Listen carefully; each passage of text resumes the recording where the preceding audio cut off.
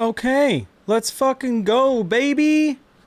What is up, my dudes? We got Big Bear in here, and we got Tronder in here. What's going on, everybody? I'm gonna wait for a few more people to show up in here who wanted to, like, chill with us, but, hello. Welcome back. Thanks for being here on this lovely Thursday. It is noon my time. Remember, we go live on Tuesdays and Thursdays at noon Pacific. We got Drawcab showing up in the chat. What's up, dude? I got some incredible sleep last night. The travel yesterday was wild. For those of you that don't know, I just got back from Germany yesterday. I was there for 10 days. I was attending Euroblast. I was invited by part of the team that runs Euroblast there, and I just kind of want to talk about my experience and what it was like being my first time in Europe proper. 3 p.m. here. Okay, that's cool, Rachel. What's up? How you doing? Yeah, it was freaking sweet, dude. So I wanted to kind of talk about the bands that I saw and what the experience was like. For those of you that follow me on Instagram, if you follow the band on Instagram or Discord, I tried to keep a bunch of updates going there while I was on vacation. I didn't want to do anything too formal on the internet. I wasn't trying to, like, you know, stream and create a whole, like, production out of it. I just kind of wanted to have fun and show some insights for those people who weren't able to make it. So hopefully that came across sincerely. Peter Pancakes. Hey, it's that guy who does the thing. Hey, it's Nico. Funnily enough, that's how I spell my name for people when they don't, like, I guess, I don't know, I spell it that way for people who need the phonetic pronunciation of it, because a lot of them say Nico. They say either Nico or, what was another one that people used to say? Yeah, Nico has always been, like, the thing that people say. It's kind of weird. This is kind of interesting, too, because while I was at the festival, I met 2 other Nikos. One of them is the official tour videographer for the Dolly Thundering concept. He's very sweet. And the other Nico is a guy who works at the festival and is best friends with a couple of the people that I was staying with. And he's super cool. He's actually like a game master, dungeon master. He does D&D. They call it pen and paper, which is kind of cute. They just call it pen and paper, which is P&P, so that's cute. But yeah, I met 2 other Nikos at one festival, and I'm sure there were more, but I mean, I only met the 2. Let me turn this music up a little bit. Yeah, I'm just playing a little bit of music in the background. Hopefully you guys can hear it. Hopefully it creates like a nice, like, noise floor. So we're back from Euroblast. Let's talk about it. Let's talk about what was going on there. I originally arrived in Germany 3 days early so I could deal with jet lag and also get to know the person that I was staying with. I stayed with a Euroblast family member. Her name is Jenny. She opened up her apartment to me, and I got to have a place to stay without having to pay, which was really nice. She also drove me around and took me to all the best food places. She was very accommodating. So Jenny, if you're watching this, either live or VOD, I appreciate you very much. I was also met there by an enlisted traveler, Chris, who's Drawcab. He's Drawcab in the chat right now. He flew all the way to Germany, even though he only lives in the United States, which is where I also live, right? He flew all the way to Germany so that we could hang out at the festival and so that he could attend the festival and enjoy the accommodations of the German people while we were there. It was fucking sick, dude. It was really awesome to meet him, and, like, I've been working with him for a couple of years. As a fun fact, he's actually on Liminal Right as a pianist. So years ago, I met him over Instagram, and he did some piano work for Kardashev, and then I hired him to basically help out with Liminal Right on the piano. And then lo and behold, when I knew I was going to Euroblast, I was like, Chris, come to Euroblast, dude. Elwa, what's up, baby? Trondur, how you doing today? I think it goes back to more fighting fantasy books as opposed to D&D. Yeah, I think you're right. RPG books are pretty old. As far as I understand it, though, Gary Gygax invented Dungeons and Dragons in, like, the 70s, and I don't know how many like RPG books there were before that. Hey, yes, guten Abend. Guten Abend, Jenny. Also, I've been working on my Deutsch. Chris and I have both entered into an agreement to try and expand our Deutsch knowledge as much as possible between now and next year, because it is both of our intentions, as far as I understand it, to go to Euroblast 2023. So we'll talk about that here in a little bit. Kung Fu, what's up, baby? What's up, Weather? Hi, Weather. How you doing? Kung Fu, good to hear from you, man. Congratulations on the engagement, by the way, dude. That is so fucking tight. About time, too, eh, boy? I'm sure you got the pressure. Gute Nacht. Gute Nacht. Yeah. It's not nighttime for me. It's the middle of the day, but I know that all you kiddos in Europe are enjoying your evening. It's also really fucking hot here. It is, I think it's 91 degrees here.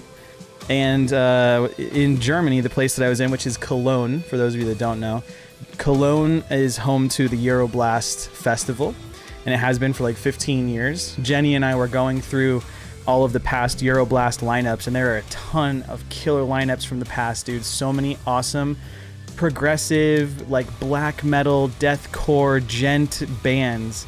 It's kind of like an alternative like Tech Fest in a way. Tech Fest also has like progressive, genty, you know, metal, and Euroblast is kind of a sister to that, a brother to that sort of thing.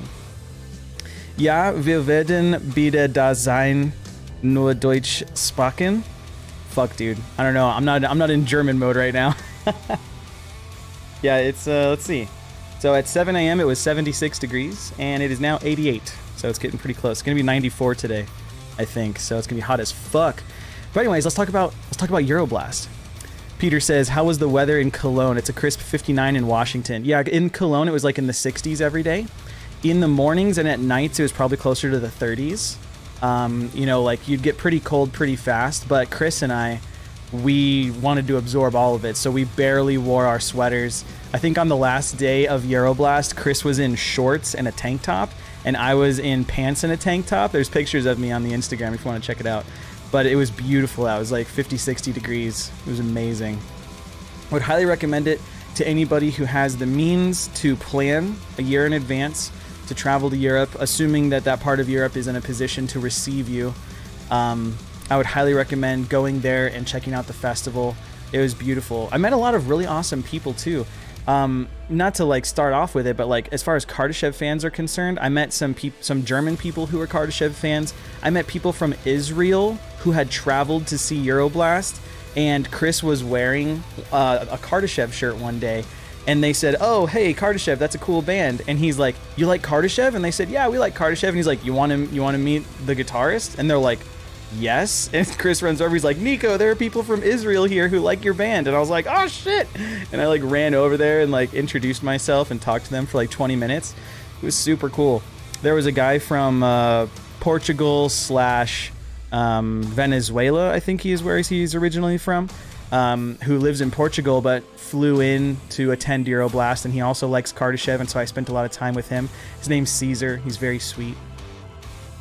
Peter says, yeah, baby, nice and chilly, love it. Yes, it was beautiful outside. We spent a good amount of time on the terrace, just kind of like enjoying the weather, listening to the birds in the early morning. It was really cool. Hello, everyone. Hello, mein Orinkino.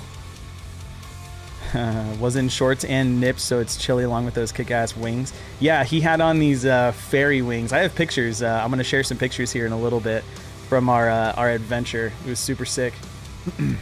Those wings keep me warm all night. Yeah, I bet. Yeah, you know, Euroblast was super cool. I'm very fortunate to have people in my life that were able to accommodate my stay and to help me travel and get around. But also that, you know, I'm able to do music full time. So the networking was really powerful as well. It wasn't just going there for the enjoyment of the music. It was also kind of like the possibility of getting Kardashev to perform live once again. You know, it would be really, really awesome if we could get on a stage, the four of us, because since Alex and Sean came into Kardashev, we haven't performed. The only thing that I would say is that we've performed technically once together, and it was for the Glass Phantoms music video. We all flew up to Canada, and we met Sean there, and we went into a really old barn, and we had a PA system. And even then, it wasn't technically the full band because we had to stand in for Alex while he was on tour with Holy Fawn. So we haven't actually all played together. So it'd be really cool to put together like a set list of like, you know, the more live ready songs. I was having this conversation with Chris while we were in Germany, and you know, he was putting together like a playlist of like a set list in the past. He put it on Discord, and we were going over it, and I was like, why did you pick these songs? And he's like, well, I primarily did it for the story that the songs would create should they be played back to back. but also because they're energetic. They're there's nothing from the Bearing of Shadows that I think we would play off of that set list, simply because the songs aren't really, they're not really like a progressive metal festival appropriate. You know, they're not bad, they're just, you'd want more energetic songs. You'd want the crowd to be more invested, so we didn't choose anything from the Bearing of Shadows.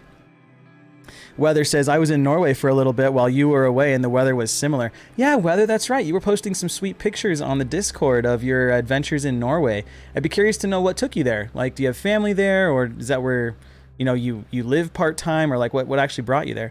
Caesar, wait. Is that Caesar? Caesar, what's up, baby? Dude, Caesar, you guys, this is Caesar. He's the badass that I met from fucking, what was it? Shit. Barcelona / Venezuela. Dude, Caesar, what's up, baby? Good to see you, man. Good to see you here. Thanks so much for jumping in and saying hi. How was your flight home? Hope everything went well. Kung Fu Garza says, how tough was it to get into the country? This is a good question, Kung Fu. Yes, play a damn show. I know, dude. Trust me. I've already talked to the boys, and I'm like, what would it take? And they're like, dude, just don't make me pay out of pocket to get there and back, and I'll do the show. And I was like, all right, I'm going to see if I can do it.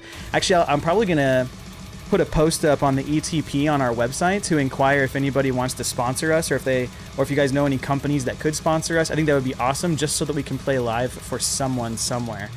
It seems kind of weird to inquire about those types of like crowdfunding, that fundraising sort of system, but it would probably be easier for us to be sponsored than for us to try and, like, I don't know, force out an album or something, or take out loans. So I'll figure all that part out. But for those of you that are on our ETP program, be on the lookout for a post regarding that. In the past, we did something similar for the Glass Phantoms music video. We went to Canada. We put up a jacket that was a custom one-off windbreaker jacket with embroidery on the chest and an image on the back. And it said, what was it? It was something about like Kardashev's official Glass Phantoms producer, and the way that it works is the item itself acts as a way for people to invest and help us raise funds. So the jacket comes off as like a couple $100, and that money goes directly towards our travel and expenditure, so that we can make the music video, and then obviously your name would get credited in the credits and everything. So going back to Kung Fu Garza's question, how hard was it to get into the country? So let me explain the travel a little bit for you guys. Right now, the world's in a particularly unique place that, you know, we've seen in the past, but just from a historic perspective, travel before September 11th, 2001, with the terrorist attacks on New York City, travel before that was a joke, dude. It was a fucking joke. People could get on the plane with probably just about anything. There were probably, comparatively speaking, much less regulations on people's travel and what they could bring with them and what they couldn't bring, and who was allowed to fly and who was not allowed to fly, things of that nature. So when I got to the airport in Arizona, right, because originally the flight was from here to Dallas, and then from Dallas to Frankfurt, Germany, which is a long fucking flight, but going through the TSA customs on our side was as to be expected. There's no real customs on our side. Customs is really when you want to get into a country, not when you're leaving yours.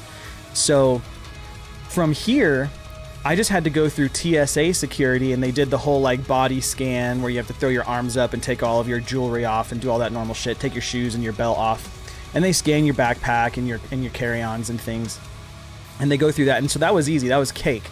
The trouble was that when I arrived into Frankfurt, Germany, which is about an hour and a half by train from Cologne, and that's because it was 500 euros cheaper to fly to Frankfurt than it was to fly to Cologne. I don't know why, but it was. So I was like, okay, well, I'm gonna pay what was it, 800 euros to get to Frankfurt instead of 12 or 1300 to get into Cologne. It was crazy, dude. So then I took like a 50 euro train for an hour and a half and got to see some of the countryside right when I got into Germany. It was fucking sick.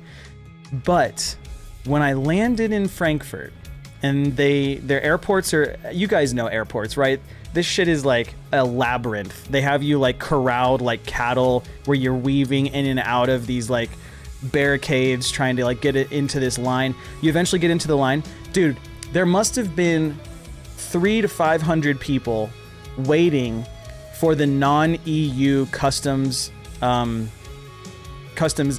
import section, whatever you would call that, the non-EU customs portion. So normally if you have a passport from the EU, you can go in this like fast lane sort of system because I guess you're already in their databases and they don't have to like do as much research. But for those of us who are from the US or non-EU countries, we all had to corral through a different line. But dude, there were three customs agents for 300 to 500 people, and each of them takes maybe like a minute to like look up your information and and inquire about it. Hold up a second. Hey Dad, what's up? No thanks.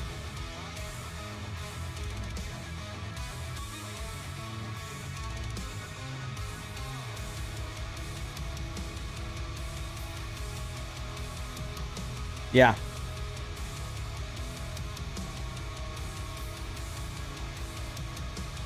Okay. Well, I'm working right now. I'm hanging out with some people on YouTube, so we can talk about it when you get home. All right, bye.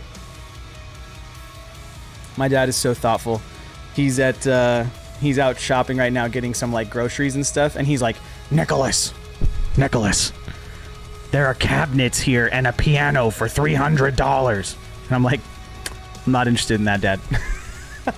He's so sweet though, so thoughtful. Okay, so anyways, when you get into Germany, their customs department, like the people that you have to talk to in order to get in, there was 3 of them working and there's like 500 people in line.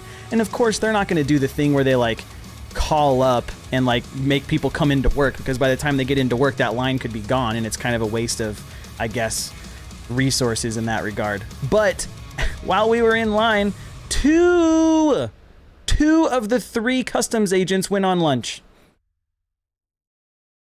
So I gave myself an hour and a half between my flight landing and the train I had to take to Cologne. I gave myself an hour and a half to like get through the whole process. Land, go through customs. I don't have any luggage checked. I'm very much a light packer, so I had a backpack and a fanny pack, and that was it. And I knew that I could get through pretty quickly, but I didn't anticipate the logistic bottleneck of the customs agents only being able to process like one person every 2 minutes. So with like 300 people in front of me, that's like a 600-minute endeavor, or so it would have been had they not had those people come back from lunch. Put it to you this way, if they took a 30-minute lunch, the 2 of them at the same time, I only moved like one position in line. Not one position, but like, you know, if the line zigzags like this, I only moved up 1 row in the zigzag by the amount of time they came back. That's how long it took. So I was texting Jenny and Chris, and I was like, you guys, I'm not going to make my train. And I didn't. I did not make my train. And here's what makes it worse. For those of you that have ever traveled international, you know what I'm talking about. Oftentimes when you arrive to a place that is not your home country, your phone plan doesn't actually give you data for like 1 to 3 hours. It has to like transfer over the fucking cell tower information or whatever the fuck. So I'm sitting there, no data plan. I can't call anybody. I can't like log into the train app and like change my reservation for a different train. Like nothing is working. So in a way, you're kind of stressed out. But in the words of Chris, he's like, you know the plan, the rest is just details. And I'm like, yeah, you're right. I mean, I'm not in a hurry to get into Cologne. If this customs thing takes a couple of hours, I should be okay, because I can just buy a different train ticket. And the crappy part was they didn't let me refund the first train ticket, so I'm gonna have to do a PayPal like refund mode, you know what I'm saying? Or go through my bank and be like, yeah man, this didn't work out. I'll get the money back, but it was still just kind of stressful because you're in a new country where the language is not predominantly English. Most people speak English, but not all of them. And that can make it quite challenging. At the airport, you know, one thing we gotta be really grateful for is that people who don't speak a native language of a country, going through something like an airport or customs, those positions being required by the home country, that the employees have to speak more than one language, right? They have to be somewhat fluent in English in order to even apply and hold that position and be employed there, because quite frankly, for their businesses to succeed and for them to continue receiving non-German people into their country for their economy or whatever it is, it's pretty necessary that people speak English. And it's not because Americans do, it's because English is kind of like the common, for those of you that play Dungeons and Dragons, it's common for our current world. So that was just getting in through customs. Once I got into customs, I'm then like walking through this giant airport, right? Frankfurt Airport. And you're trying to figure out, okay, how do I get to the train station? And you still don't have a data plan. So you're asking people, hoping that they speak enough English to know what you're saying. And you ask them, you say, hey, I'm so sorry, I don't speak German, Deutsch. And if you teach yourself enough of the native language, you can kind of like ask appropriately. You know, you can say, Entschuldigung, sprechen Sie English? And then they'll say, you know, ja. And you're just like, okay, can you help me find the train station? But then you have to teach yourself train station, so it's Bahn station. So like there's so much shit that you have to learn. So eventually I find somebody and they're like, oh yeah, if you want to get to the train station, like you have to go to Terminal 1, you're currently in Terminal 2. So then you have to get on a bus and you have to travel by road through this bus to the second terminal because the airports are so big that they use like transit systems in order to get you from one terminal to the next. It's like fucking wild, dude. So once you get to Terminal 1, you then have to go underground to the train station where you then go through these kiosks that are predominantly in German. They're in Deutsch. And you have to like learn how to buy the right ticket to going to the right place. But all the places are proper nouns that you don't know the vocabulary for in English. So you're looking at this place and it says like Flughafen Frankfurt ENB. And you're like, okay, Frankfurt, that's the city that I'm in. ENB? Fuck, I don't know what that means. Flughafen? And then you go to your phone to translate it, and remember you don't have a data plan, so you're like, fuck. So just kind of like that, over and over again. Eventually, you get yourself a ticket, and it works out because enough people speak English, or because you're good at deductive reasoning. And I got a ticket for the appropriate train, and then it says, okay, go to track 13, it leaves in 9 minutes. And you're like, okay, yeah. You go downstairs only to find out that tracks 1 through 7 are on this first downstairs floor.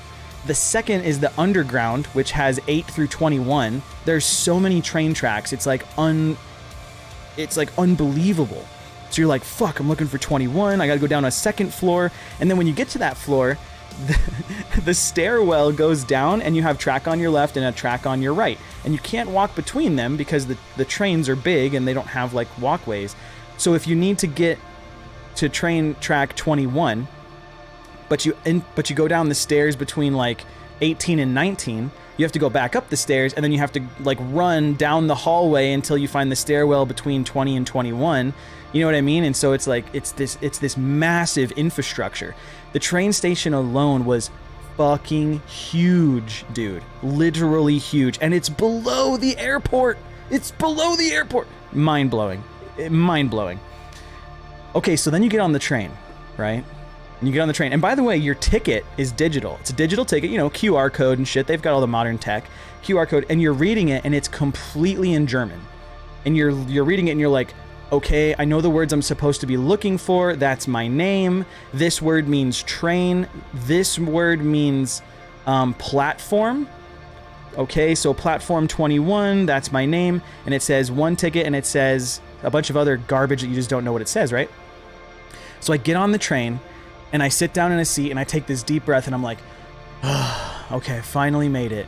And like 10 minutes into the train going to Cologne, the train person, whatever they're called, the person that like takes your ticket and like checks it, that person comes by and in German, I guess, asks me, do you have your ticket? And I look at her and I'm like, es tut mir leid, sprechen Sie English? And she said, ticket? And I'm like, okay. So I pull my phone out and I get the ticket up on my phone. By the way, at this point in time, because I missed this detail, my data plan is working. So I signed up for the international data plan. Thankfully, Verizon had enough sense to text me from an international number saying, this is Verizon Wireless roaming. If you would like to sign up for the roaming plan at $10 a day for half of a gig a day or whatever it was, please reply X, Y, and Z and we will give it to you. And that's what I did while I was waiting in line at customs. But it never confirmed it. It never said you now have this, and then by the time it did, it still didn't work because it had to like be turned on for my phone. Dude, what the fuck ever, right? Is in unfamiliar places. Yeah, it is an adventure, dude. Hang on, Caesar says that's so relatable. It happened to me in the train station the first time I visited Cologne. I just got used to it by the third trip. Yeah, Caesar, you know exactly what I'm talking about, dude. This is the shit that we go through as people visiting a place that we're not familiar with. And this isn't just unique to me or Caesar. I'm sure that some people here have gone somewhere where they found a challenge they weren't expecting because of the unaccountables. There are things you can't account for. And for me, one of those things was the data plan.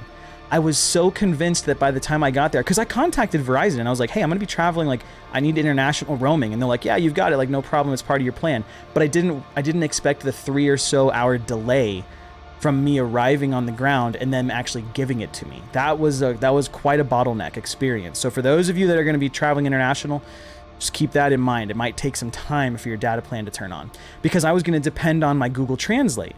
You know, Google has this beautiful technology in their cell phones where you can tell the phone to translate something and it'll say, have people talk while the phone is out, and it'll translate it from whatever the spoken language is into your spoken language. It's really cool. It's kind of like a Babelfish for those of you that are familiar with like sci-fi books and shit like that. Chris says, I had that too. I got on the wrong train out of Cologne airport the first day. Yeah, it happens, but we're smart enough to, we're smart enough and capable enough to troubleshoot our way into succeeding. And that's the most important part, is perseverance, patience, and not losing your cool. There were a couple of times where I was having like a light panic attack, and then I would, speak to myself internally and I'd say, hey, chill out. There's no rush. If I was performing that day at Euroblast, much different kind of stress than me just like, okay, I'm arriving 3 days early and I'm spending time with friends, like no big deal. So yeah, it would have been a much different stressful situation. Hey, Andy, what's up, baby? Welcome to the stream, dude. We're just talking about Euroblast and my experience in Germany. Okay, so I'm on the train. The lady says, hey, where's your ticket? And I show her my ticket because my data plan's working now. And she looks at it and she kind of furrows her eyes. And she says something along the lines of, this is first class, your ticket is second class. And I was like, okay, what do I do? And she said, you need to go 9 cars that way. 9. And I was like, okay, sorry. And remember, at this point, you've got jet lag, you've got 12 hours of plane travel, plus the 2-hour layover that you have between planes, plus the 3 hours that you were awake and getting to the first airport, because they always say get to the airport 2 hours early. So you wake up an hour early, you brush your teeth, you put your shit together, you get in the car and you travel to the airport. So you've been going for like almost 20 hours at this point, nonstop. Well, nonstop in the sense of traveling and trying to make your way from one place to the next. So I'm on this train. The lady says you need to go 9 cars that way in order to be in the appropriate car that you paid for. And I'm like, all right, shit. So I grab my backpack and my fanny pack and I walk in between the train cars, which is really sophisticated. For some reason in my mind, trains are such an old technology that I would have thought that in between the cars, it's open and you can like see the tracks below you. And I'm sure that's true in some places, but not in Germany and definitely not in the United States from the trains that I've taken. I've been on 5 total trains at this point in my life, and none of them had that feeling where you walk between cars and it's kind of like the Wild West, where they look down and like there's a chance of you falling in between the cars or something. They don't have that at all. It's completely enclosed. It's very sophisticated. It seems pretty safe too. Mine says it's not exactly easy for native Germans either, really. I never considered that, but it is quite a complex system with a lot of nouns that you would have to really have an extensive vocabulary in order to know what exactly they all mean. And I'm sure that's true in most places, but Frankfurt train station and the airports and things like that are just so big that it is incredibly overwhelming. We'll bring up a picture here in a little bit when I start doing some sharing. And I want to kind of tell this story, and then I'm going to switch over to like sharing some cool pictures of the festival and talking about like my experience in Germany, just to kind of share with you guys what it was like. Weatherby says, traveling is not for me, I discovered. There are still places I want to visit, but I won't be making a habit out of it. traveling to England in 2015 was very easy. Everybody spoke English and everybody was kind and patient and considerate. But going through Germany, unless I was talking to like a friend who spoke enough German, or somebody who was like not in this like authoritative position, it was pretty easy going. But as soon as you talk to an authority or somebody who doesn't have a tolerance for non-Deutsch speakers, they just blow you off and they keep going about their way, which is fine. Just fine. They don't owe me anything, but it did make it a little bit harder, right? So anyway, so now I'm on this train. I'm in the second class car, the coach cars, I think is what they're called. And I'm in the one for families. I didn't even realize this because I was so tired. I didn't realize I was in the family car until the ticket lady came by again. And she said, she said, do you have a family? And I said, no. And she said, okay, well, you can stay here, but it's for children and people with children. And I was like, okay, well, I'm just going to stay here. And she said, okay. And she just gave me a thumbs up and kept going. But she was really nice. Once she kicked me out of first class, she came by and she was really nice to me. So I traveled on the train for an hour and a half from Frankfurt to Cologne. And when I got to the Cologne train station, again, massive, humongous. But the coolest part was once I got on the platform and I walked into the common area, everybody was in a hurry. So it's kind of stressful because you're like, oh my gosh, everything's moving so fast. I don't know which way to go to meet the person who's giving me a ride. Just wait until you visit France. I don't know, Caesar. I'm going to have to hit up the Dolly Thundering Concept boys and be like, listen, I gotta, having a native guide is like one of the most valuable things I've learned from this trip, is like having somebody who speaks the native language and is also like got your best interests in mind. I would pay for that. I would pay for that very, very fast.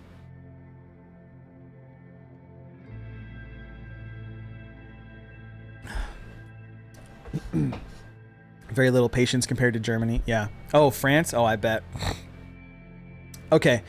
So I arrive in Cologne, and when you get to the train station that I went to, it is right next to the oldest cathedral in Europe, or one of the oldest, and one of the biggest cathedrals in Europe.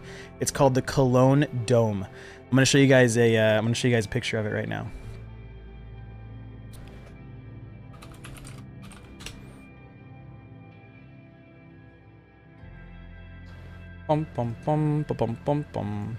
Switch over here. Yeah, okay, so this cathedral is absolutely massive.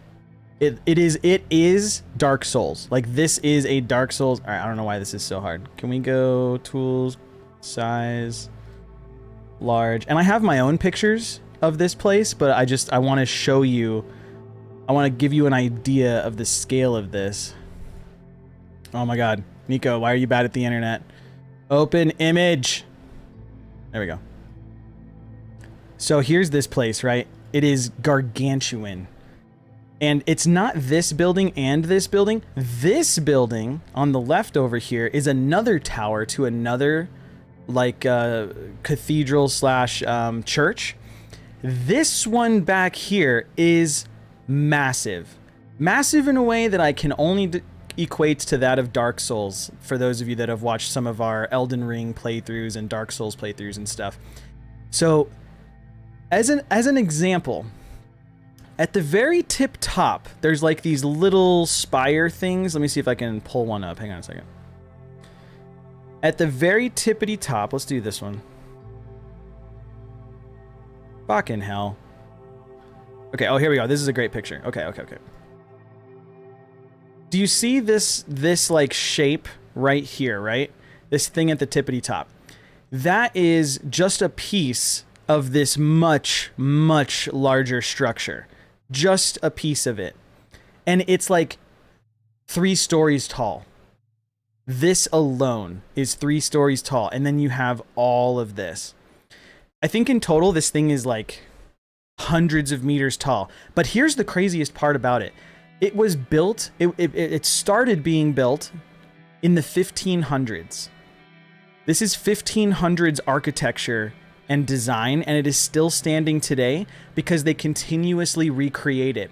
So much so that one of the other Nikos that I met, who's the dungeon master for a bunch of people in the group that I was hanging out with, Nico explained that there are special masonry schools, or at least a masonry school in Cologne, that is specifically taught in 1500s Mason architecture and technique, so that those people can graduate and then work for the city of Cologne to upkeep this one specific structure.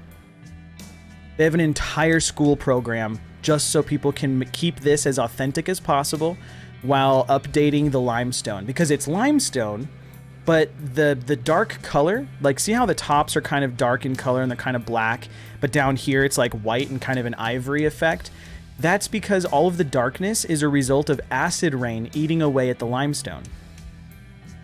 So you've got this super beautiful old 1500s architecture, like Gothic era cathedral, but it would deteriorate and basically go away if they didn't have a school dedicated to teaching people 1500s era masonry techniques with limestone in order for them to keep replacing and repairing this. This kind of goes back to the what we were talking about a while back on stream, which was the ship of, is it Theseus?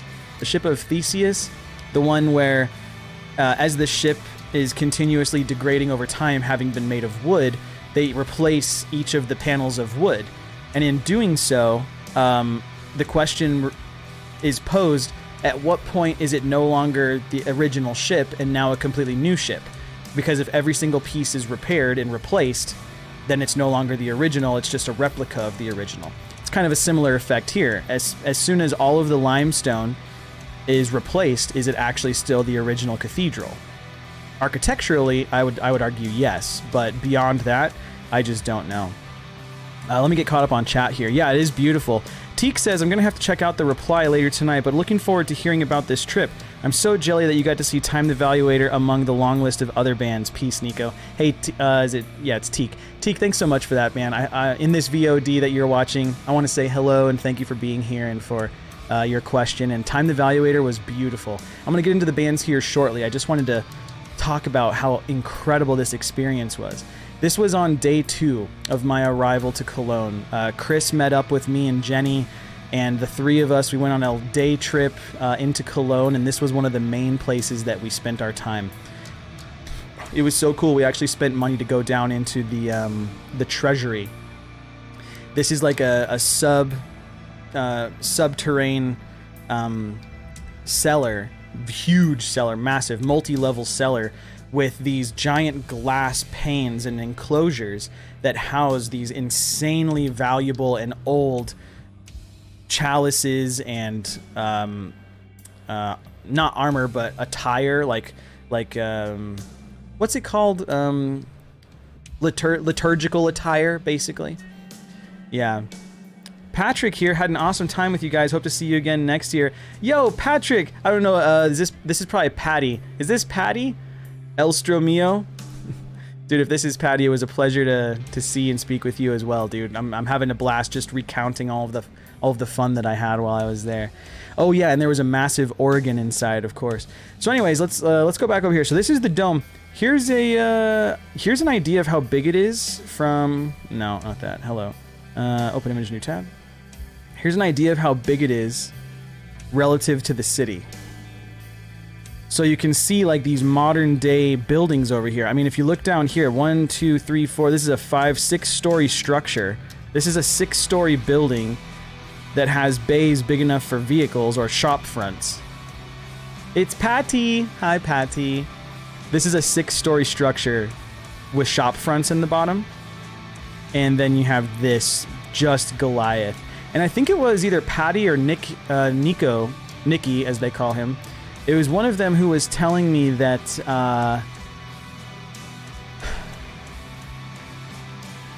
there are no skyscrapers in Cologne because they want to keep the skyline with this as the most dominant structure. Like, this is the most dominant structure. Also, from a top-down view, look, there's a cross right here. How sick is that, dude? The building is built in a way to, like, resemble a crucifix. So nutty, like incredible. So strange to see it in its place now against the other buildings. Yeah, it's unreal, dude. It's beautiful. So let me see if I can go over here. So this was me at the front of the cathedral, right? Absolutely gargantuan. The front is where these two spires are. There's a door at the bottom here. Here's Chris at the same thing. So here's the inside. Oh wait, let me pause this. Can you guys hear that?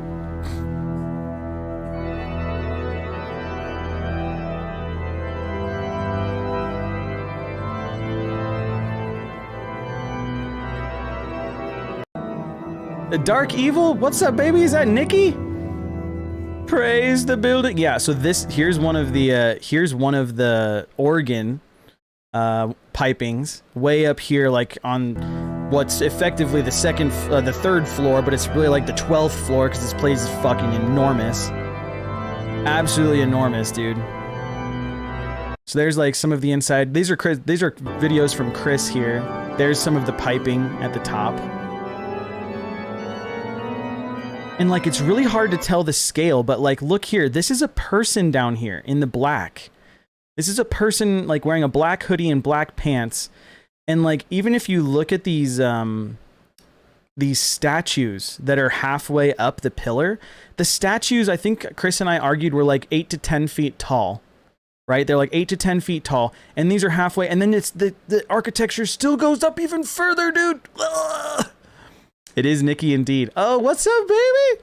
What's up? I'm gonna use the one term that anybody who wasn't at Euroblast with us, but does speak Deutsch, I would like to apologize in advance, but it's my favorite thing that I learned off Deutsch, and that is Lustgrate. Lustgrate. Yep. Hilarious German phrase. Do not Google that at work. Just don't do it. So anyway, yeah, this place is absolutely massive, beautiful. Look at all of the stained glass. Look at the filigree work of this angel right here in this structure. Absolutely beautiful, dude. Everything in this building, you can tell. This is me standing in front of a painting and just taking it in. The painting alone is probably like 20 feet tall, dude. I'm 5'10", so round up to 6 just for the sake of the picture. I probably go up to here, so 6, 12, maybe 15 feet tall. Right? Insane. Absolutely insane. Chris, thank you for these pictures, by the way. Here's another shot, dude. Look at this. Look at the door. Look at this fucking door. Is this Dark Souls? Tell me I'm wrong. It's Dark Souls. Tell me I'm wrong, dude. Insane. Absolutely unreal. We didn't get very many pictures of the inside of this place because honestly we were fucking awestruck, and it's so big that we would have had to spend a whole day cataloging everything from this experience. It was nutty. Let me go back and put on the music again. Blue Scott. Did he say? What did he say, Jenny? Woo! You better be careful what you ask, Peter. Yeah. So this place. Okay. So this is my dumbass. Chris took this picture of me. I think it was Chris. This is my dumbass standing in front of. This is the treasury. This is the treasury. One of the floors of the treasury. There was like 2 or 3. And you can see behind me, you can see over here this tall staff made of like pure gold and silver. You can see this staff, and it's a liturgical staff, right? These, whatever they're called, cardinals, bishops, I don't know what they're actually called in this particular sect. But, you know, it's one of those things that they walk with down the aisle as they're giving their sermon, or their, you know, you hear like the Mongolian chanting, basically whatever the fuck kind of noises come out of this place.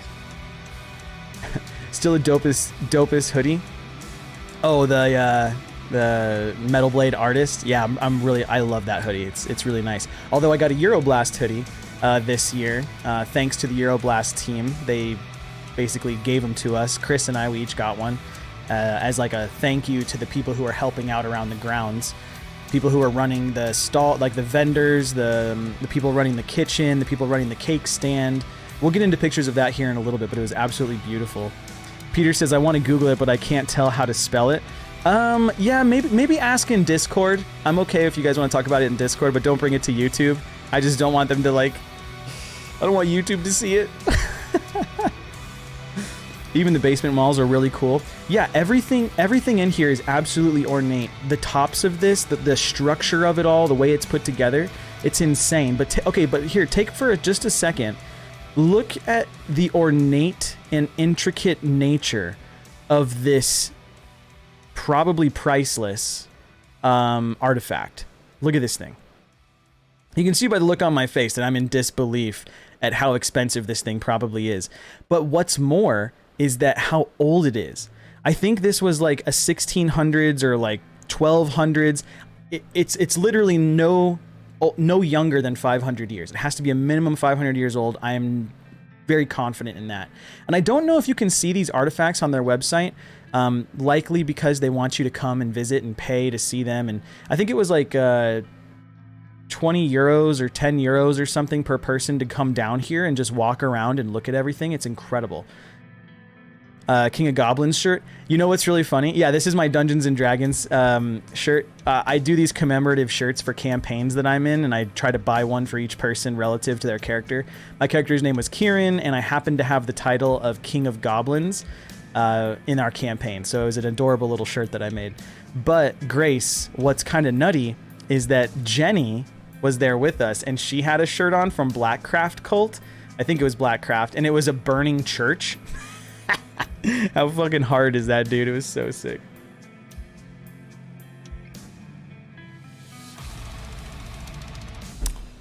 It was really cool. So yeah, this is glass here in the middle. And in some of these are actually reliquaries. Let's look up what that means. A reliquary is a container for holy relics.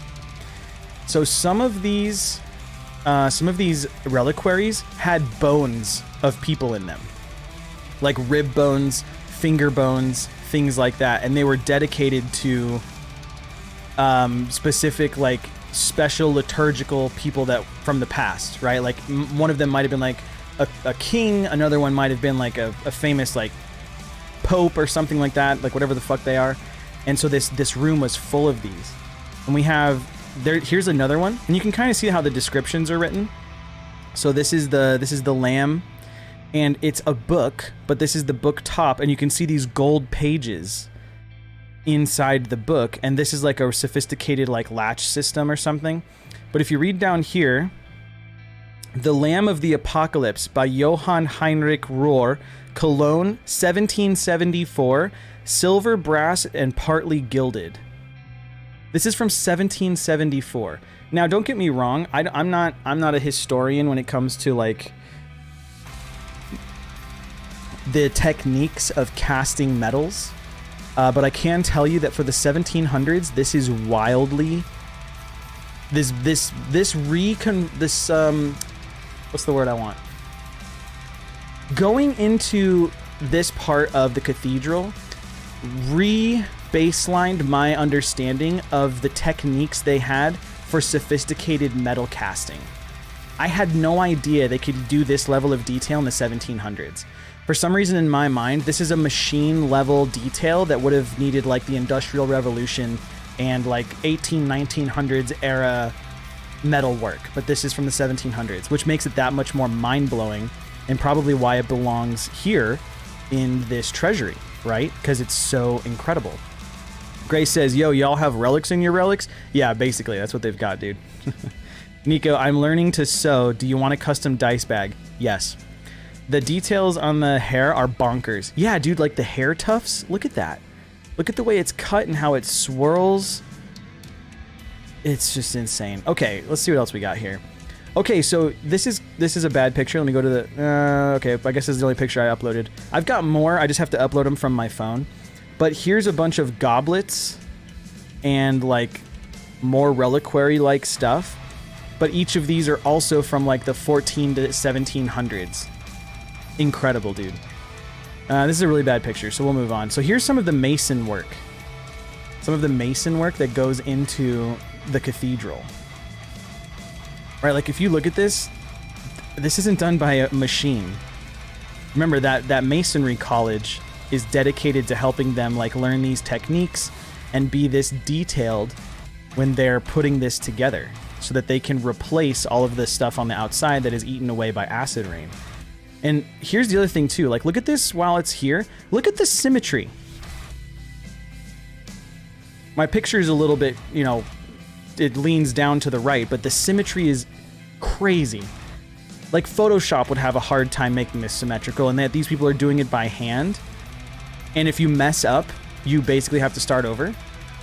Insane, dude. Peter says, I was always impressed with the inlays of old Viking swords. I have a ton of pics from a trip in Ireland museum. Yeah, museums are kind of unreal. You know, Mark told me before I went to Germany, he said, hey, listen, if you can go to any like historical places and take a tour, he's like, it's totally worth it. It's some of the best money you'll ever spend, because most of us have a working knowledge of history through the lens of media, right? Like we watch movies about like King Arthur, or we watch a movie about the American Revolution, but like you have a very small, even if fictional, working knowledge about a time period and maybe a particular event of that time period. And if you start there, even if you're wildly ignorant beyond that, if you start there and then go in here with a sincere interest, and if you're patient with yourself in understanding the reality of it as told through these artifacts and these anecdotes of people's lives who were actually there, and if as long as you trust them, and you know it could be fabricated for whatever reason, I don't know who benefits from that, but if as long as you trust it and ask questions, it will eventually reveal itself to blow your mind. And Mark did that when he was in Italy with his wife. They went to a bunch of different Italian cathedrals and like historical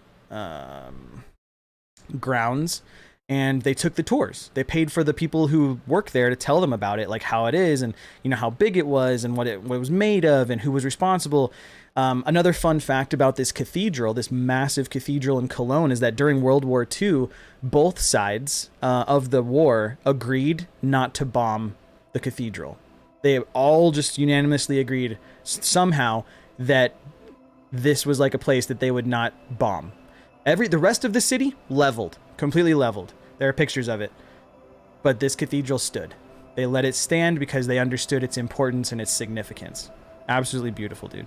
Hey, Kyle, what's up, baby? Yeah, historical nerds unite, dude. So I took a picture of this artifact in particular because I expect to have it on my Dungeons and Dragons character very soon. But it is, let's read about it. It is, that is not the right description. This is actually a prayer book that is gilded in gold, and it was from like the 1300s or 1200s or something, and it has this chain that they could then like basically have it attached to their belt or their body so that if they dropped it, it wouldn't hit the ground. Time to go. See you later, Peter. See you later, baby. Thanks for hanging out and saying bye. Grace says, I don't really care to go to museums in general rule, but there's a school furniture museum in this part that I have become attached to, an idea for visiting. Yeah, Grace, when you messaged me about that, I asked Jenny, and she just kind of like furrowed her brow, like I've never heard of this children's furniture museum. So I don't know how far away it was from where I was, but we were not going to make the trek for that. Oh my gosh, this was my favorite reliquary. Look at this. Look at this. I'm gonna ask you guys to take a guess. Take a guess what year this was made. I promise you're wrong. Just take a guess. Let's get some guesses in the chat. Look at this thing. Take it in. Look at the symmetry. Look at the filigree work. Look at the straight lines cut into this brickwork over here. These are bones and pieces of people, and this is a scroll of parchment with some kind of shit written on it. Look at how symmetrical and accurate this thing is. Take a guess. Come on, put a year in there. You can be off by 50 years, plus or minus 50 years. Let's see who gets the closest.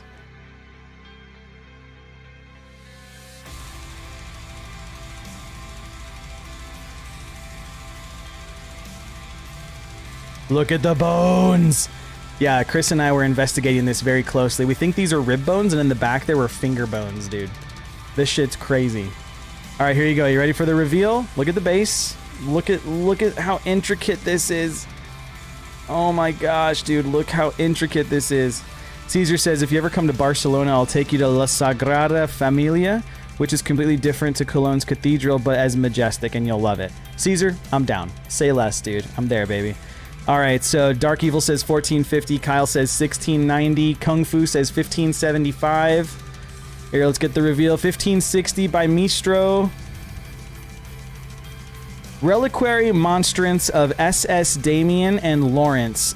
Alois Crichton, Cologne. End of the 19th century, copper gilded. That's 18... I don't know, end of the 19th century, we'll call it 1875. Anybody who guessed 1825 to 1925, you were correct. This one I kind of like chalked up. I was trying to get you guys pumped that it was from like the 3rd century or some shit. But I guess this one was machine made possibly. It could have been by hand still with just better techniques and tools. But end of the 19th century, so still 1800s. Would you expect an item that looks this fabricated from the 1800s, dude? I don't know, man. This shit is whack, bro. Grace, that's close. It's close. They cheated! Yeah, this one was super sick. This was a really beautiful poster that I honestly would have purchased. It's the music of the cathedral in the shape of the cathedral. How cool is this? And it even tells you, like, down here, like, piccolo, second flute, second oboe, probably trumpets. Oh, here's trumpets right here. I don't know what TRA is over there. Violin 1, violin 2, brass, cellos, bass. But, like, it's musical notation. I don't know if it makes sense. I don't know if it's sensible music, but it's a cool poster nonetheless in the shape of the cathedral. And, like, it's got, like, they used a lot of actual yet seemingly nonsensical musical notation in order to get these shapes in here. Like, I don't know what this bit is right here. This is like a chord with a legato and another legato. I don't know. It's gorgeous though. It's a cool poster, Caesar. Look how sweet this is. That's right, Caesar. You went to the cathedral on your last day, didn't you? Before your plane took off. Hey, Sybil's here. Hi, Sybil. Hello.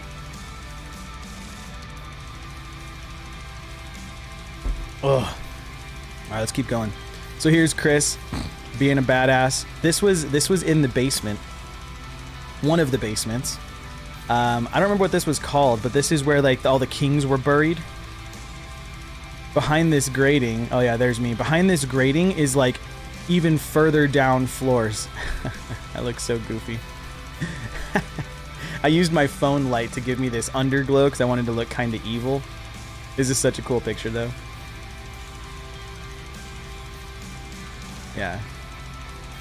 Yeah, Chris, if you find one, send me the link on Discord so I can check it out.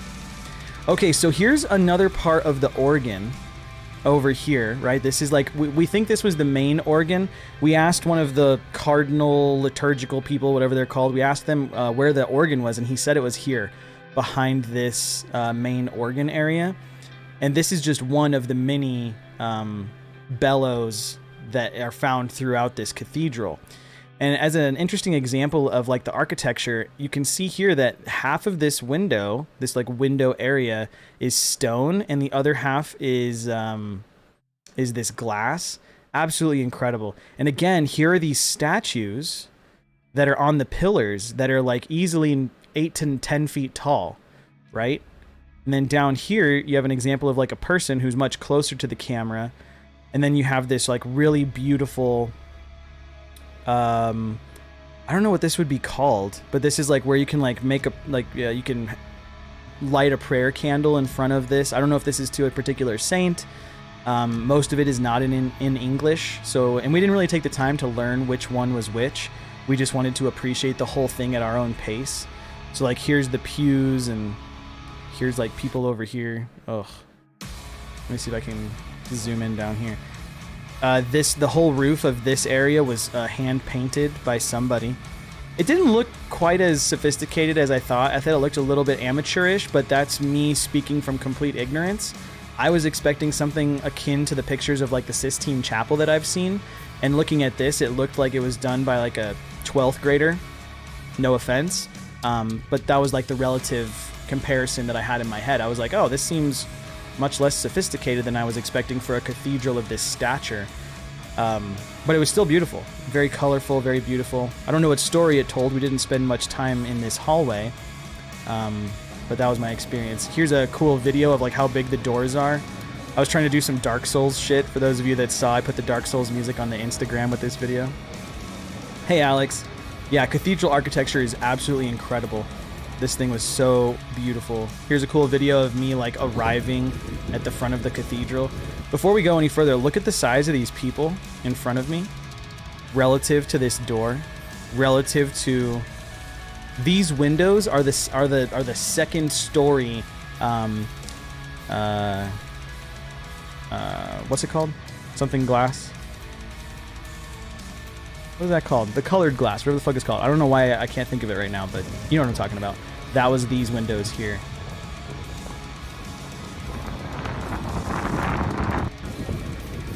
Mind-blowing, dude. Stained glass. I couldn't think of it. Stained glass. These are the stained glass windows that were inside. These are just on the front, and we were looking at the sides of those, but they're the same height.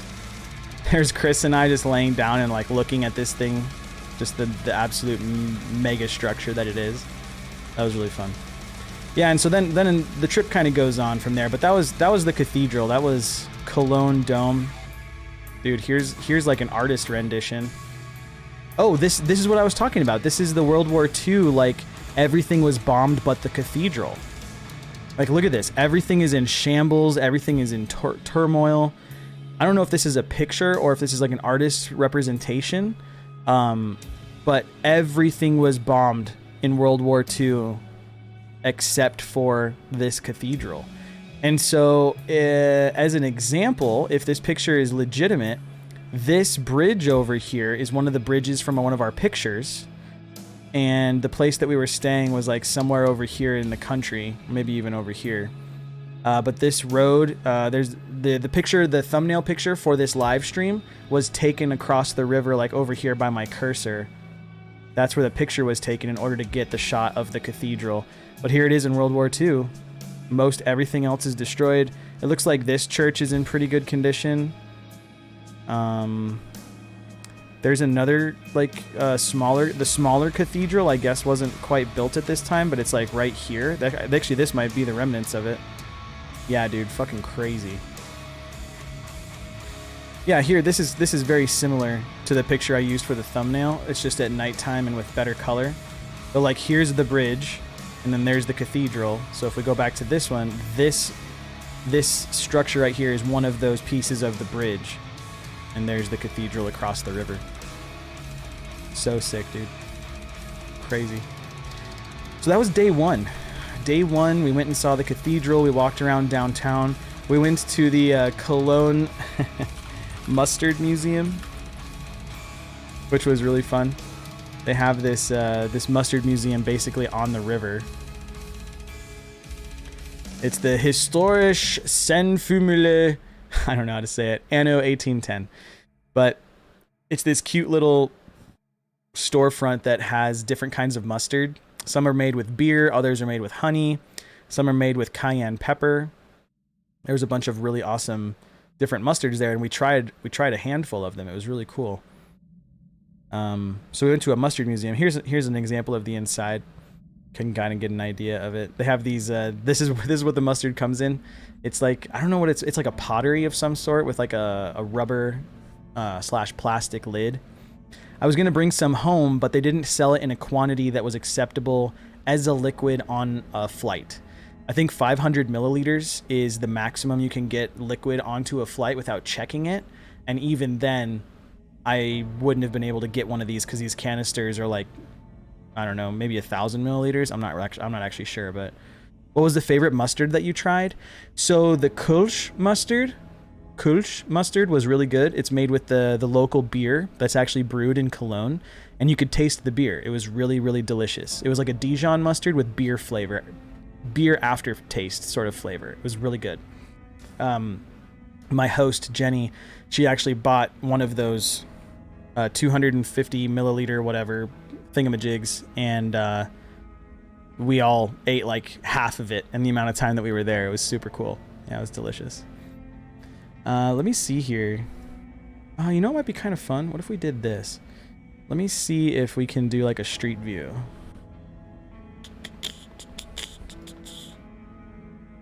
So the Mustard Museum was right here. Bloop. Yeah, so here's one of those little churches I was talking about that had like a giant tower. Oh, that's not what I wanted. Let's try this again. Hey, what's up, Dave? How you doing today? And then, yeah, so this was, and then over here, this is actually a chocolate museum, this big glass structure. This is a museum dedicated to historical, like, chocolate. And it looks like I'm on the wrong corner. I thought that the museum was here, but it says it's a gallery? Maybe it's down one more? No, we didn't walk past these structures. Let me head over here, hang on. I feel like we're doing GeoGuessr. Yeah, we walked past this. Pretty sure it was right across the street from that. I don't know, let's go this way. Oh, this looks different than it did in my head. So there's this really old structure right here, this like archway, which I have a funny video from. Let me see if I can find it. That was the first day. I don't know where that video went. It's somewhere. Oh well. But yeah, it was super sick. It is there. The picture is old. Okay, yeah, Jenny just confirmed that the museum is there, but the Google Maps picture is just old. It says Street View is from 2008, so I guess the museum must be new, which is kind of funny to describe a museum as new. Now I want to show you guys something. So look at this this Google view, right? This top-down view. Here's like one of the bridges. Look at the dome. Look at the cathedral. Look how big it is relative to like everything else. Like these are the streets and this is the cathedral. It's insane, man. This whole shit is like whack. And then supposedly you could get on top of the cathedral, although we never did. There's that stained glass we were talking about, right? Crazy. It's kind of a bad picture. Here, let's see if we can get another one. Oh, I wonder if it has the thing. Nope. Oh yeah, they do. Okay, so check this out. Do you remember those two little things I was telling you about at the very top? Remember I was like, oh yeah, there's these like 2 to 3 story tall stone structures at the top of each of these towers? That's them. This object is one of those. Just to give you an idea of how far away and massive that is. Look at the people. This is a person. This is like I don't know, we'll call him a 6-foot person. 6, 12, 18, 24, 36, maybe 40 feet tall is this this piece of limestone, and they put that at the very top of these towers. The very top, dude. Oh snap, I've been there. Dave, yeah, if you've been to the Cologne Dome, dude, then you know. Unreal, dude. Unreal. I keep going on about this cathedral, but it's just it literally blew my mind in so many ways. Magical, dude. What the hell? Okay, apparently this is the underground. I don't know why this little thing is doing that, but here's like outside, kind of near like the subterranean tunnel system a little bit. Crazy. Okay, so anyways, so that was day 2. Day 1 was travel. It was crazy. It was the travel alone was intense and kind of annoying, and having to pay for another train ticket, and then having to go through customs, and then taking multiple trains, and like the lady on the train being mad that I was in first class, even though I was like, is this really a problem? Like all these seats are open in first class. Does anybody give a shit? But I guess then the people in first class would feel like, hey, if he didn't have to pay, why did I have to pay? Which, quick jump in the story here. On my way back home, I was on the first leg of flights back to the United States, and I had to use the restroom. And so I got up out of my seat and I looked at the restroom and there was a line. So I was like, oh, I'll just go to the one in first class. This is an FAA violation. You are not allowed to switch from the coach cabin to the business cabin or the first class cabin if you're in one or the other. So I just like walked my happy ass. I mean, it's like the middle of the night, right? Basically everybody's sleeping, all the lights are off. And I just walk up there and I just go into the first class bathroom and I like do my business. And as I get out, the flight attendant looks at me and she's like, "Are you in first class?" And I was like, "No, I'm in this seat back here." And she's like, you can't use the first class bathroom." And I'm like, "But there was a line in the back." She's like, "That doesn't matter. You'll have to wait. It's an FAA violation for you to use a restroom, a lavatory that is not in your cabin." And I was like, "Okay, I didn't know that." She's like, "No, I know you didn't know that, but like it's a pretty big deal. So just, don't do it again." And I was like, "Okay, no problem." And either it's highly pretentious to have classed bathrooms, or there's some kind of FAA thing that I don't know about that's a security deal that's so highly detailed that I'm not even aware of it. Let's look this up. We're gonna look this up together. FAA bathroom rules. The FAA allows airlines to decide whether to fly planes with broken bathroom. Okay, that's not what I want. By cabin. Cabin safety. First class bathrooms are for all passengers mostly. Oh, this is a Forbes article, dude. Many airline travelers can confirm that bathrooms or lavatories are riddled with issues like foul odors, wet floors, decreasing sizes, barefoot passengers. But there's the dreaded class system, which requires passengers to use the lavatory in their ticketed cabin, be it first class or economy. After being on a flight in which this policy has caused a stir with fellow passengers, I decided to get a better understanding of it. According to the representatives, American Airlines, JetBlue, and some others do not have any lavatory class restrictions on U.S. domestic flights. Alaska Airlines is a bit different, blah, blah, blah. So why do flight attendants, even if using their own discretion, enforce lavatory class restrictions? For one, there are security concerns. Here we go. Such as congregation of passengers forming near the cockpit door, which is especially problematic if a pilot wishes to exit. That's valid. Second, the policy encourages passengers to use the mid or rear lavatories to prevent interruption to food and beverage service, which there was none at that time because everybody was sleeping. And had that been the case, I just wouldn't have gotten up. I'm one of those people who I'll just wait for like the congestion to clear before I use a restroom. I just didn't think it was going to be an issue. Third, there's also a concern for the convenience of first-class passengers who are generally airline loyalists or paid a premium for their seats and thus are extra important to the airline's bottom line. But while there are valid reasons for class restrictions, their fairness is questioned when coach lavatories are unavailable. Availability limitations. The FAA regulates many aspects of airline travel. Passenger safety takes priority, not comfort. Thus, lavatories are not regulated. While there are regulations about lavatory doors and fire protection, there is nothing specifying the number of lavatories. That bitch lied to me, dude. What the fuck? That's so whack. Let's see here. There's nothing specifying the number of lavatories or which passengers can use which lavatories. That's up to the individual airline. For wide-body aircraft that fly long-haul flights, okay, this pertains to this flight, and are equipped with 2 parallel aisles, that is true, that is what I was in, the U.S. Department of Transportation requires aircraft lavatories to comply with Americans with Disabilities Act. But other than the FAA and DOT's basic regulations, there are no lavatory standards in the U.S., and while recent laws have been passed to regulate minimum seat size on commercial planes, lawmakers have yet to consider restrooms in their legislative agendas. Now, this is according to an article written more than 3 years ago in 2019.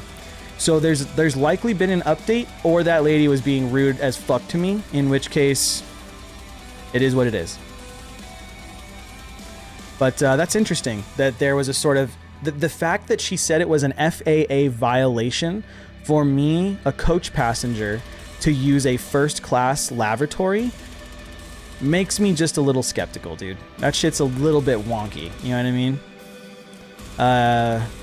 Dave says, I ended up just standing there staring at the building. It was so mesmerizing how gigantic it is, and the pictures just can't do it. Yeah, Dave, you're right. I'm trying to express to everybody how incredible that cathedral was, but you just gotta go and check it out, I guess. Rupee says, oh damn, you guys were at Euroblast? I caught a glimpse of Kardashev's shirt there and wanted to compliment the musical taste, but lost sight. Oh yeah, dude, I was there all 3 days. I was there before it started, and I was there pretty late into the night. I didn't stay for the after parties, but I stayed until the last bands played each stage. So yeah, I was there all 3 nights, dude.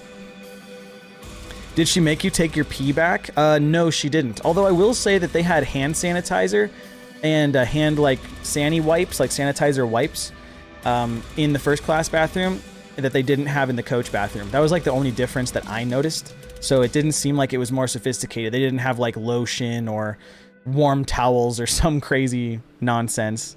It wasn't wildly different. Yeah. Jenny says it is. Yes, it is. Sorry, I've lost context about that. Oh, so dumb. Oh yeah, it is so dumb. Yep, pretty stupid. But you know, she was being cool about it. She's like, not everybody knows that this is a rule, so just don't do it again. She wasn't like being mean or anything. The fact that she was firm with me is probably in line with her capacity as her job being a flight attendant. You know, there are people who are much more disrespectful than I on planes. So much so that I encountered one on the last flight that I was on from Dallas to Phoenix yesterday. We were sitting at the gate, everybody had boarded, and we were just sitting and waiting. So long that people were starting to complain about how warm it was because we weren't getting the cold air that the planes usually give you when you're in flight. We were just sitting there with this recycled warm air from the ground, and it was 85 degrees in Dallas yesterday. So we're sitting there hot and grumpy, and 2 security agents get on the plane, and they walk to the very back of the plane, and they start talking to this woman, and they say, hey, the pilot doesn't want you on this flight, you need to get off the flight. And the woman's like, I'm not leaving, I'm not getting off the flight, being completely ornery and, you know, disobedient. And it turned into this whole thing that I wound up filming quite a bit of, you know, over my shoulder, sort of like selfie mode, like what the fuck is going on?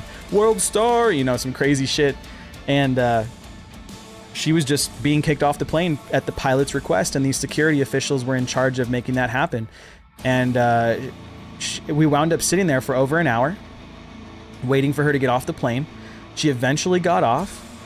We backed away from the gate, got on the tarmac, waited another hour on the tarmac, only for the captain to say, hey guys, there's a problem with our bathrooms on the thing. They're not able to flush, or something to the effect of their function, their mechanical function was being disrupted, and he wasn't able to fly the plane under that pretense. So we had to go back to the gate. We taxied back to the gate, and everybody got off the plane. We deboarded the plane so maintenance could fix it. And then 2 hours later, they reboarded the plane, and we took off, and we finally got to Phoenix. But like, dude, what an ordeal with planes. Oh my gosh. Juniper, what's up? Juniper says, yeah, I'm pretty sure the FAA doesn't care which laboratory you're using. They're only concerned about the flight safety. Yeah, Juniper, that makes sense. Flight safety, I can imagine, is the number one thing. And like it said in that article, you know, if people were congregating at the first class bathroom and it became like an issue for the pilot to get out of the cockpit, then that makes sense. Totally makes sense. They don't want a ton of people crowding that area. So they say, okay, this bathroom is only for the 25 people that are actually in this cabin. And then the back bathrooms are for the other 200, or, you know, however many people are on those flights. I don't know. It was a Boeing 777. So whatever that means. Okay, so that was the whole bathroom thing. It was kind of whack, but, you know, I feel a little bit more informed now with this old article on Forbes. There's another one from 2021. I wonder if it's been updated.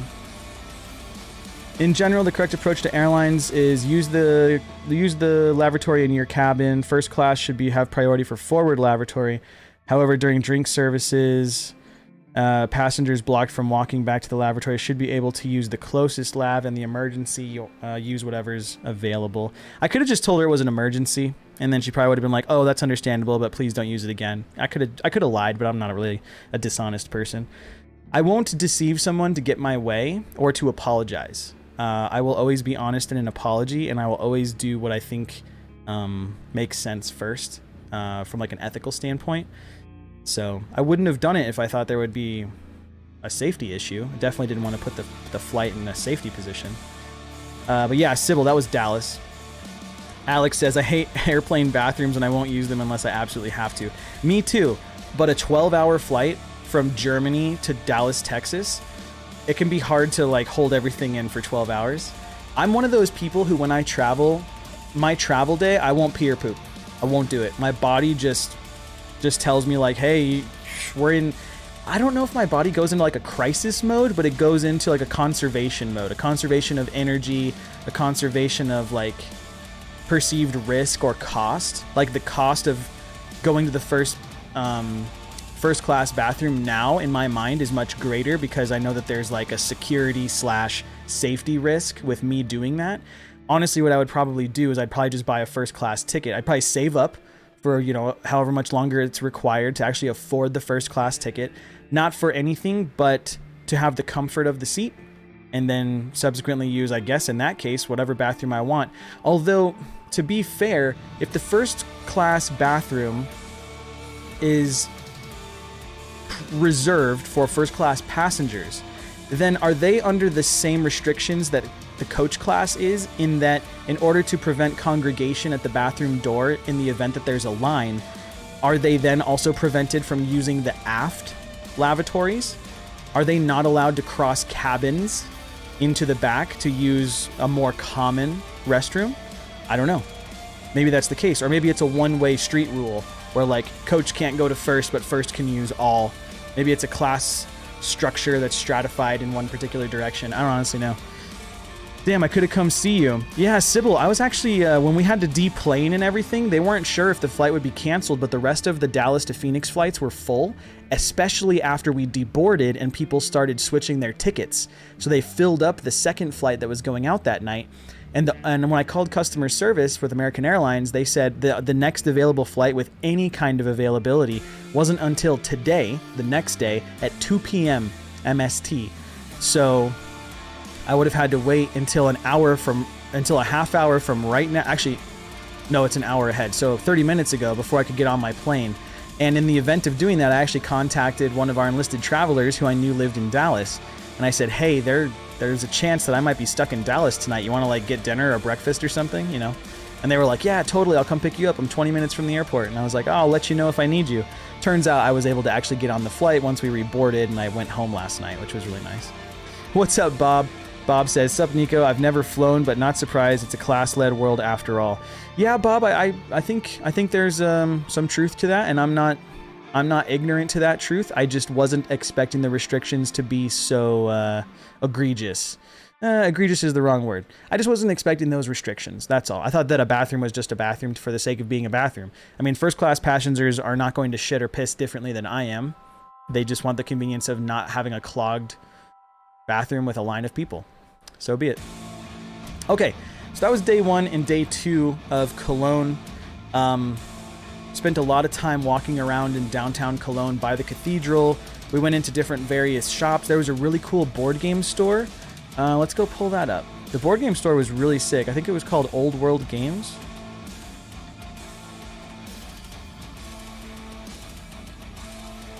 No, it wasn't Old World. Shit, Jenny, what was it called? It had a witty name like that, though.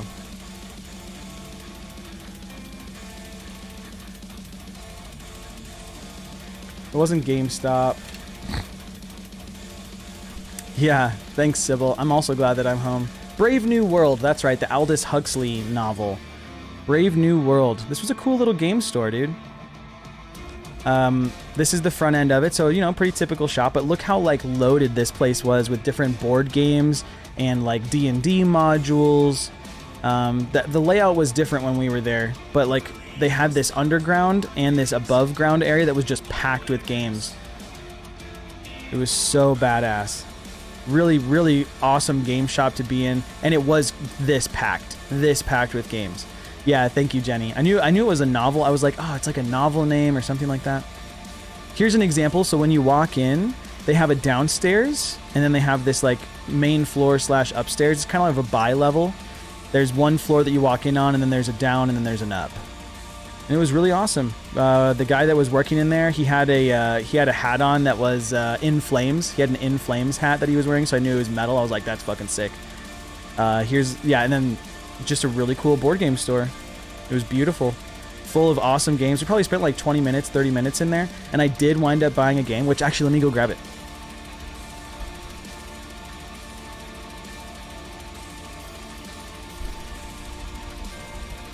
Here, let me show you guys this game. It's super cool. Let me see if this scene works. Yeah, this scene works. Hello. So this is the game. It's called the Shipwreck Arcana. And it's like a It's like it's a 2 to 5 person. It takes 20 minutes to play a game, and it's a deductive reasoning game where everybody's on a team, but not all at once. So we played with 3 people. It was Chris, Jenny, and me, and the 3 of us had to work in groups of 2. So like if it was my turn, if I was the active player, I would have these 4 cards on the board, and then I would have these tiles that are face down in my play area. And I would look at the tiles, and based on their numbers, 1 through 7, there were conditions that were met based on the 4 cards. So as an example on the back here, you might have a card that says, if one of your tiles is 1, 2, or 3, and the other is not 1, 2, or 3, you may play one of them on this card. So if I was the active player, I would put down a tile there, and then Jenny and Chris get to work as a team trying to understand what my other tile was based on that information. So it's probability, it's deduction, it's problem solving, and it was really enjoyable. This is a very unique game that I would highly recommend to anybody who likes problem solving, team-based, everybody's on the same team but only at certain times type of gameplay. Very, very fun. It is called the Shipwreck Arcana, and I think it was $20, and then I got the $10 expansion because there's only one expansion, so I've got the full game with the expansion now, and I can add it to the collection. So it's pretty sick. This was a very fun game, though. We only played it once, but I look forward to teaching it to Mark and Alex and some of our D&D guys because I think they'll really, really like it. Yeah, it was a ton of fun. Highly recommend. Shipwreck Arcana. All right, let's head back over to here. Bloop. Oh, this is the wrong screen. Bloop. There we go. Okay, so we had this really cool game store. It was beautiful. Jenny, thank you for showing us this store. Oh, they had these giant beholder statues, which were really rad. Yeah. Cool little shop. So this was part of us walking around. I've got a fun story to tell you guys. So while we were walking downtown Cologne, we had gotten into like some like particular areas. I think it was like right here or whatever. It doesn't really matter. But we were walking around, and we ran into this guy who heard Chris and I speaking in English, American English, and he's like, hey, where are you guys from? And he was old. He's probably like in his 70s or 80s. He's like, hey, where are you guys from? And we said, oh, we're from the States. And he's like, yeah, which states are you from? And we could tell that he was also American or some kind of North American, Canadian being the other option, really. And we told him, Arizona and where Chris is from. And he's like, oh, okay, I'm from Illinois. And we were like, oh, really? And he's like, yeah. He's like, this is my first time in Germany because one of my kids works here or lives here or whatever. And we're like, oh, that's so great. He's like, yeah, it's really awesome to be here. I love it a lot.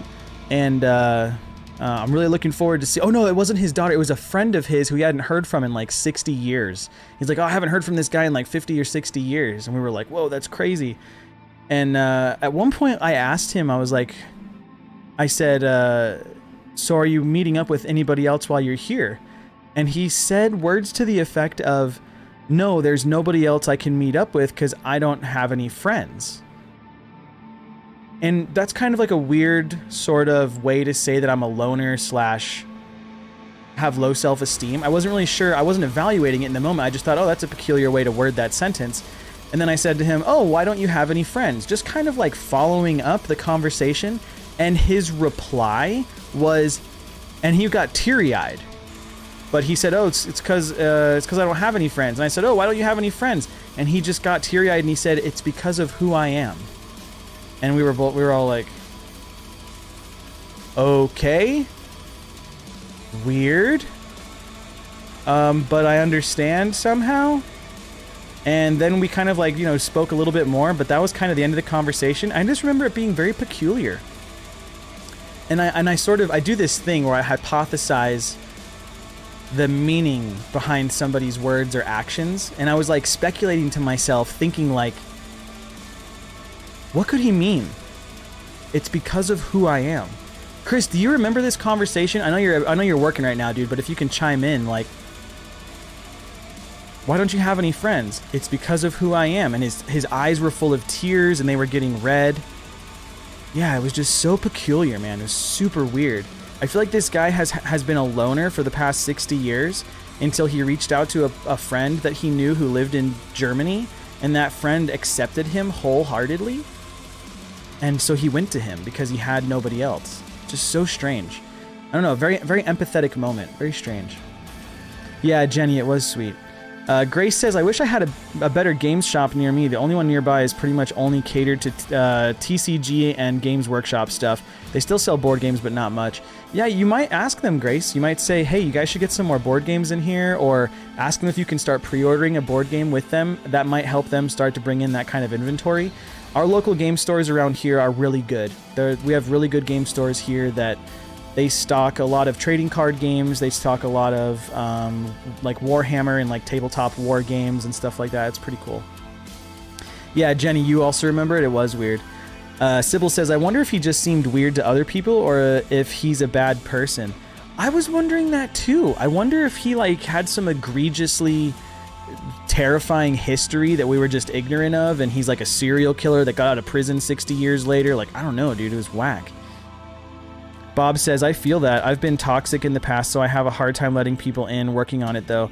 Yeah, Bob, you know, if you can look back on your life and have moments where you cringe, that's how you know you're growing away from those tendencies, those moments. It's the people who don't look at their past and cringe that I worry about. Like, are they actually changing for themselves? I mean, I don't care if they change for me. I don't have to ever talk to them again. I have no problem cutting people out of my life, but that's a skill that I've had to develop as a result of defending myself against those people who aren't changing their ways. It's a real shame that we have to develop those types of skills, but it's nurtured into us thanks to our surroundings. It's kind of wild, dude. So anyways, that was Brave New World. Super cool, like, board game store. Bought this board game. Oh, and then Chris and I, this is really cool too. Hold on. Chris and I each bought a Magic the Gathering pack. And I want to, for those of you who like Magic the Gathering, I want to share some of this with you. It's so sick. Hold on. All right, let me switch cameras and let me go grab the pack because I want to share it with you.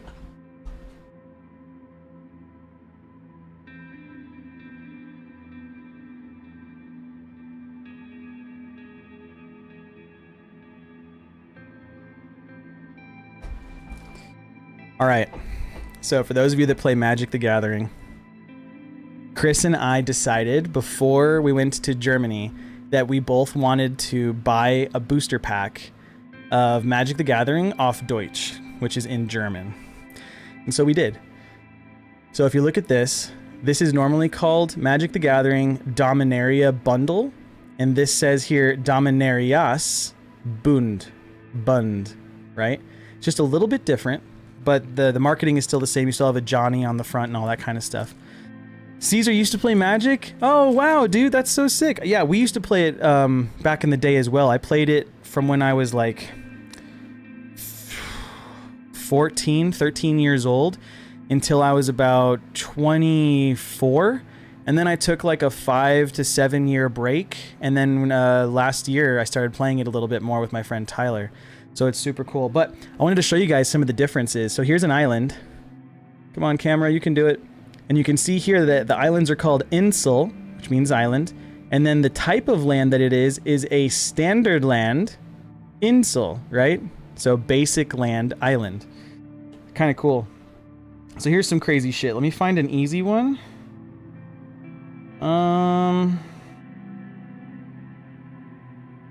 This was part of Chris and I learning Deutsch, right? Ich lerne Deutsch. Chris says next year before Euroblast Magic session. Yeah, that would be sick. We can have some decks. But what we did was we did some deductive reasoning to expand our Deutsch knowledge. The thing about Magic is that once you know the keywords, once you know the dynamics of the game and how like the idea that there's a mana cost, but that there's also kicker cost. Like if you pay the kicker when this card comes into play, you get some kind of bonus, right? So as an example, this creature, come on, you can do it. Come on, camera. There we go. So this is Vogandes Miasma. You can see here that it's actually not a creature. It's a Hexerai, which is a sorcery. Come on, stop being a punk. Why are you doing this? So it's a sorcery, and it has bonus for 1 forest. Now, in English, we don't use the word bonus as a keyword, but I imagine that in Deutsch, that is like kicker. If you pay the kicker cost as part of this additional cost to casting the spell, and I'm gonna read it in my best Deutsch that I can. Du kannst, you can. I don't know this word. Zusätzlich. I don't know that word. Bezahlen, Zoe du diesen, this giant word, workest. So from all of that, I can deduce that you can something, probably pay, right? Additional pay, 1 forest, so that you can get some benefit. Probably one of the extra benefits on the card. So for those of you that are familiar with Magic the Gathering, there's the main block of text that tells you what you get for the spell. And then there's another, usually like a sentence that says, but if you paid the kicker cost, you get this as well. And that's kind of what we're inferring from just this one sorcery card. And we know it's a sorcery because there's no power toughness, and we know it's either an instant or a sorcery. I think Hexerai is an instant. Because when I was looking at the other non-creature cards, which I actually have none of in this booster pack, but Chris had a couple, we were comparing notes to it. Caesar says, same thing you're doing I used to do with English cards. All of my cards were in Spanish, and whenever I could, I would get cards in English. That's so cool, dude. That's exactly what we did. We wanted to like teach ourselves through like this sort of relative understanding of the functions of the gameplay, how to interpret information. So here's some beautiful, so here's what this spell does, right? It says, falls die Bonuskosten dieses. So I'm just getting here, if falls, if the bonus kosten, all right, bonus kosten. There's a lot of conjugation between German and English as well. You can sort of infer that like bonus is the word bonus, so bonus kosten, the bonus cost, it's very likely. So if the bonus cost was paid, bezahlt würden lege eine +1/+1 Marke, so that's probably a +1/+1 counter, right? Marke, counter, auf eine Creature, die du controllerist. So, if the bonus cost was paid, then place 1 +1/+1 counter on one creature that you control. I'm just inferring that because I know that cards like that exist.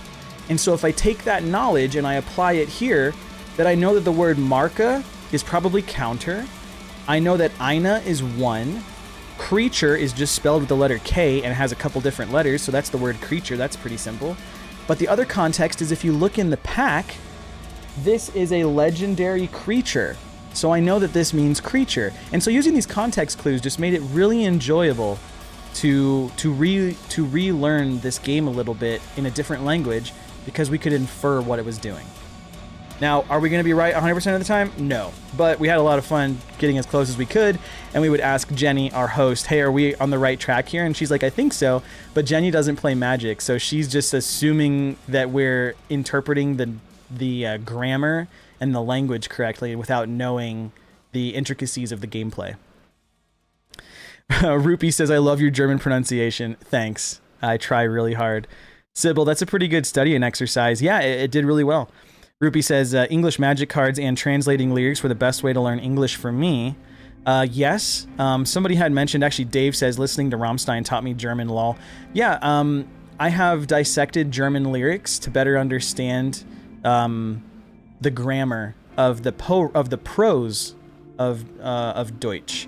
Right? Because at the end of the day, there's a lot of liberties that are taken in language when it comes to poetry and lyrics. Things like metaphor, simile, things of that nature. Even the dependency on like homophones. If you can say a word that sounds like a different word but means the same thing through poetry, you get this added benefit of somebody having to look past face value. They have to have a linguistic knowledge, like context. They have to be aware of like the social value of a certain word instead of just its literal value. So one of the words that comes to mind, which Rupee might laugh at, was Lustgrata. That was one of the ones where I had to dissect it and figure it out. But Lust is like lust, just pronounced a little bit differently. Lust, lust. And then Grata means like a wet cave. like a grotto, right? Like a wet area near a cave. So socially, I'm saying lusting for a wet cave, but literally lust for a wet cave, but socially that means that you desire sex, right? Lustgrate. So it's kind of interesting little like wordplay. But once you know that value, you can see past the superficial meaning. So it's kind of fun. Okay, so we got some Magic cards at the shop. We got this little board game at the shop, and they're all super cool. It was a very fun experience, but this was the value that I was gaining from my time in Germany before the festival. So then day 3, I'm pretty sure day 3 was the festival. That's when it began. So let's go take a look at the lineup.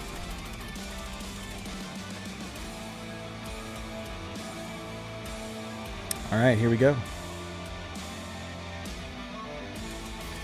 I wish I could see this. Can we do it this way? Yeah, it's kind of low quality. I wish I had a high quality one, but they don't have it anymore available on their website, so it's kind of weird.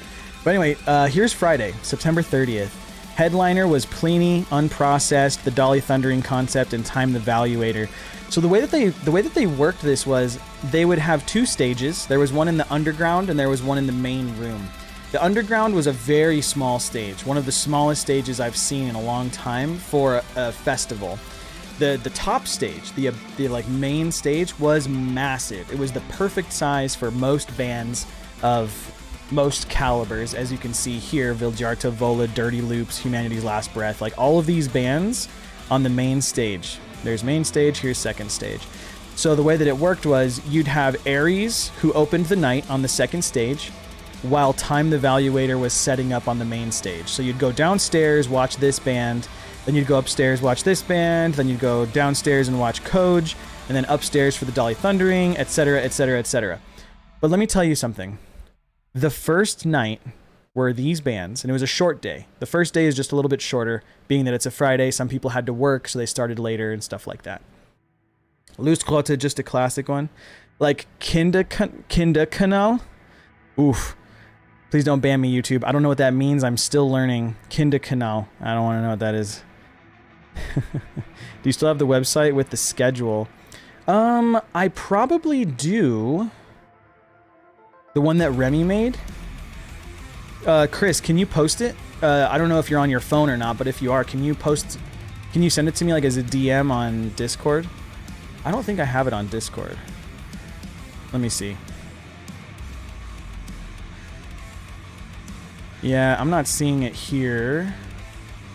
I know this song. Yeah, if you could post it, dude, I'd super appreciate it. Yeah, so the first night was incredible. It was Ares, then Time the Valuator, then Koj, then the Dolly Thundering Concept, then White Ward, then Unprocessed, etc. There was one more band that played here. I don't remember who it was. If Chris can get me the schedule, I'll pull it up. But it was fantastic. And this was just the first night. Pliny, I didn't watch Pliny. And it's not because I didn't want to. It's simply because I was helping other people do stuff. And also I've seen Pliny like 3 times. So I was kind of like, I don't need to see him as much. Unprocessed was really good. Their guitar work is fantastic. Time the Valuator did a very good job. But I've got to be honest, the Dolly Thundering Concept was the best band this day. And if I'm being very honest, it was the best band from the whole festival. Now, that's my personal perception. I do like the Dolly Thundering Concept a lot, but I also like Viljarta, Humanity's Last Breath, and Vola a lot as well. So it's hard to do like first, worst, last type of thing, but I did post on my Instagram like the Dolly Thundering Concept was the best. I remember it right when they were done playing, when they were like, "Thank you, Euroblast, we'll see you next time," boom, and they walked off stage. I turned to Chris and Jenny and I said, did the Dolly Thundering Concept just have a headlining performance as the 3rd band playing today? And they were both just like, yep, they sure did. But the thing is, like, they were not the only ones who were capable of and who pulled off a headlining performance. They were just super energetic. All of their music was high energy, and the sound was incredible. I was one of few people who was wearing earplugs to protect my hearing, But when I took them out for a moment here and there to really take in what the room sounded like, it still sounded incredible with or without earplugs. I was just able to hear people talking after the show, so that felt really good. Juniper says, I gotta go. I just want to say I found your music through Osu recently, and I can't believe I haven't found you earlier. Thanks for the amazing music and for being so close to your audience. Thank you, Juniper. Thanks for being here and saying that. That means a lot to me. I hope you join our Discord. I can probably try to dump a link in there right now. Oh! Nope, it didn't work. But if you're not in the Discord already, I look forward to you being there. Search Kardashev on the official Discord servers. You'll find it, I'm pretty sure. Sybil says, lots of epic bands on this. Yeah, they were incredible. So the first night Friday was awesome, and each of these days were very long. They were 9 to 15-hour days, depending. You can see how stacked the Saturday shows were. And then Sunday was equally as long, especially with the after party, but at that point, everybody's so tired that, you know, it starts to thin out after the last band. So Pliny Unprocessed, Dolly Thundering, Time Evaluator, and White Ward all did amazing. Koj and Aries, we did watch, but I don't remember their performances, so I guess it's not something that I can reflect on at this time. So then Saturday, it started off with Masuria on the main stage, and then it went to Voltswerk, and then Die Strange played, and then etc. You know, back and forth, back and forth. And from this night, I do remember. Black Tongue was not there. Black Tongue canceled, so this actually was filled up by a different band. But Humanity's Last Breath, Obsidious, and Masuria were all really sick. They were all super sick. I'm trying to remember who the bands were that we saw downstairs that day. Yeah, I don't know. It's kind of hard to read. What was the other one that I had? I had this one. Oh, it's the same fucking... oh, here we go. So who was it?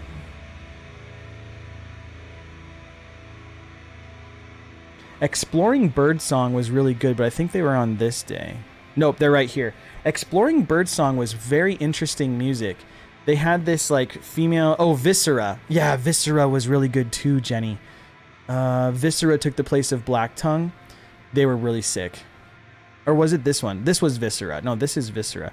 Who took the place of Black Tongue? I don't remember if somebody did fill that in or not. But it was at the main stage? Yeah. Yeah, Sybil, Humanity's Last Breath, fucking smacked. That shit was so brutal. I actually got to talk with Philip for a little bit. He's a vocalist. He was a really shy, timid person.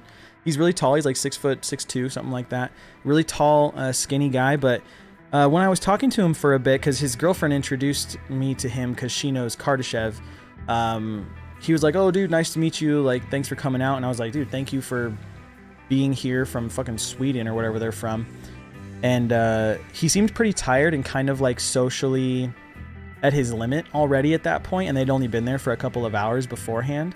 But talking to him, you know, I told him good luck and, like, you know, have a great show, and he said thanks, and then he started loading some gear. So it was a really short interaction, but he was sweet enough. You know, he's nice enough to say hi to me and shake my hand. And then their performance was awesome. Absolutely awesome. They played all my favorite songs. There was No Place, We Do Not Fill Another Band there. Oh, okay, so there was no other band, so I guess everybody just got shifted or whatever. Yeah, Caesar, Cold Night for Alligators was interesting. I remember you recommending me go see them, I think. Cold Night for Alligators, where are they at? Were they one of the fill-ins? Yeah, Cold Night for Alligators. They must have been one of the fill-ins, because I'm not seeing them on the official flyer here. Unless it was... No. Yeah. They were pretty cool, though. I remember them being pretty rad. The downstairs stage was kind of a pain in the ass for anybody who was, like... If they already had, like, 100 or 200 people downstairs, everybody else just basically went down there to listen, because you couldn't see. Because the crowd was oftentimes much taller than the stage was. The stage only had a riser like this tall, you know, 6 to 8 inches tall. It wasn't much. So you didn't get to see the band really perform. You just saw like the ambient lights, and then you heard the sound. It was so packed at a certain point that when Jenny and I were trying to watch White Ward, We were on the side for a while, and then we were behind the crowd for a while, and then we sat down on these like benches for a little bit. And then I realized that because the benches are at the very back of the room, if we stood on the benches, we might be able to actually see what was going on. And that's what we wound up doing. We stood on the benches and we were able to see just enough over the crowd or through heads above shoulders that we could actually see the band like doing something on stage. So that was really cool. They were pretty far away though. They were probably like, I don't know, 20, 30 meters away from us, but it was still cool to like get to see them a little bit. White Ward did an incredible job.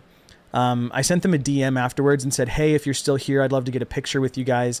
And they said, hey, we're very sorry, but we're really tired, and you know, we had to move on for the remainder of our time touring, because they're actually on a small tour right now.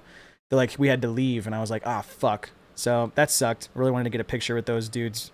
Really respectable, being that they come from Ukraine, and that they were able to be there with us for Euroblast with everything that's going on in Ukraine and Russia right now. So it was pretty beautiful. So thank you, White Ward, for being there. They did a great job. So day 2, if I had to pick bands that stole the show for day 2, it would probably be Humanity's Last Breath, just because I'm a slut for those dudes. Like, they smack through and through. Buster was playing guitar. It was 2 guitarists and a drummer and a vocalist. It was just a 4-piece, no bass player, but their backing tracks were so thick and powerful and heavy, and the atmosphere that accompanied their performances was amazing. The whole room was shaking. Everybody was like headbanging and going hard. It was nuts, dude. Super badass. I actually saw White Ward very well, thanks to Annie. She grabbed me and pulled me in. Oh, that's good, Caesar. That's good, dude. Ha! You must have been near the front. The same thing kind of happened for us during Alt's performance downstairs. Jenny and it wasn't Anahita, was it Alex and somebody else? There was like 3 or 4 of us. Annie was with us. We were all standing on like the left side, kind of where the green room was.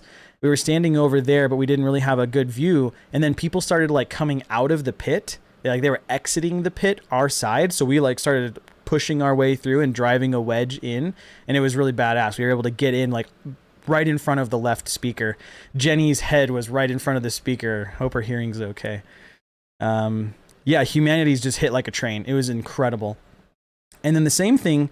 So here's the thing. The Dolly Thundering concept and Humanity's Last Breath were so brutal, were so heavy. These 2 days, it was just awesome. It was awesome to hear that live, especially on a really nice sound system in a giant room like that. And then on Sunday, the last day of the festival, there were still really good bands. I mean, Alt was awesome. 4-Stroke Baron. This was a weird one. 4-Stroke Baron was on tour with Vola and Vildyarta going through Europe. I was not expecting 4-Stroke Baron to have any sort of like crossover with Vola and Vildyarta, but they totally did. They were playing like kind of like Thali sounding riffs while also being like blues rock. Not blues, but like, I don't know, like rock. It's hard to describe. Give them a listen if you've got some time. If you like Vildyarta and you like rock, I mean, you might find some value in there. But they were interesting to listen to. I don't remember a Chroma. I didn't see a Q-Stag or Destrange. Who is this band? Nightmare. I think I watched Nightmare. Trying to remember. There was a band that played that was D&D themed. What were they called? Was that like shit, what were they called?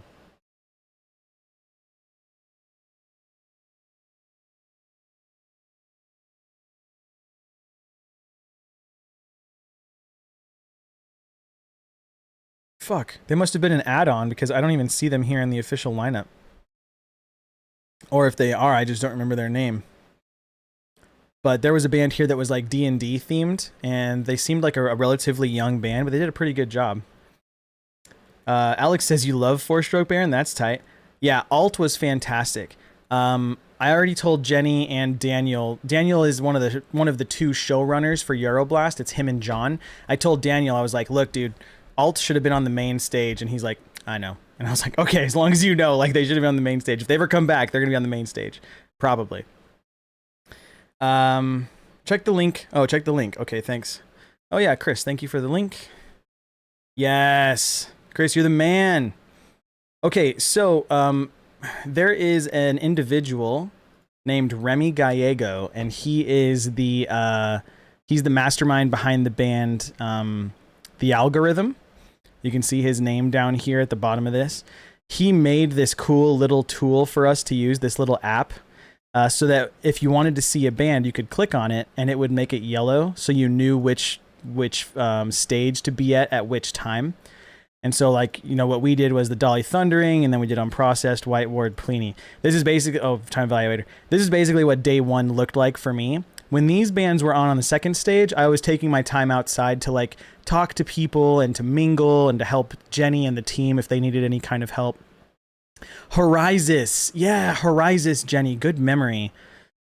Yeah, I'm sure that they're on here somewhere. But this was really cool. So the bands that I saw...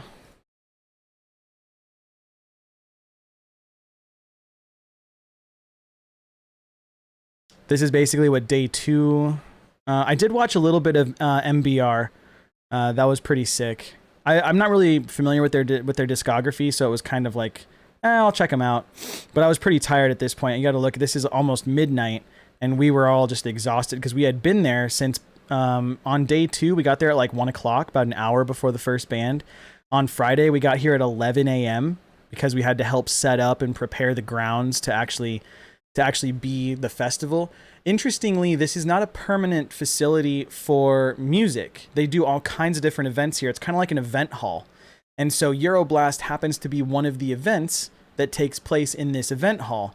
And so we had to, as being part of the team, as being invited to be part of the team and attend the festival by Euroblast and Jenny, Chris and I helped them set up their kitchen, their cake stand, their grounds. We helped like put trash cans out.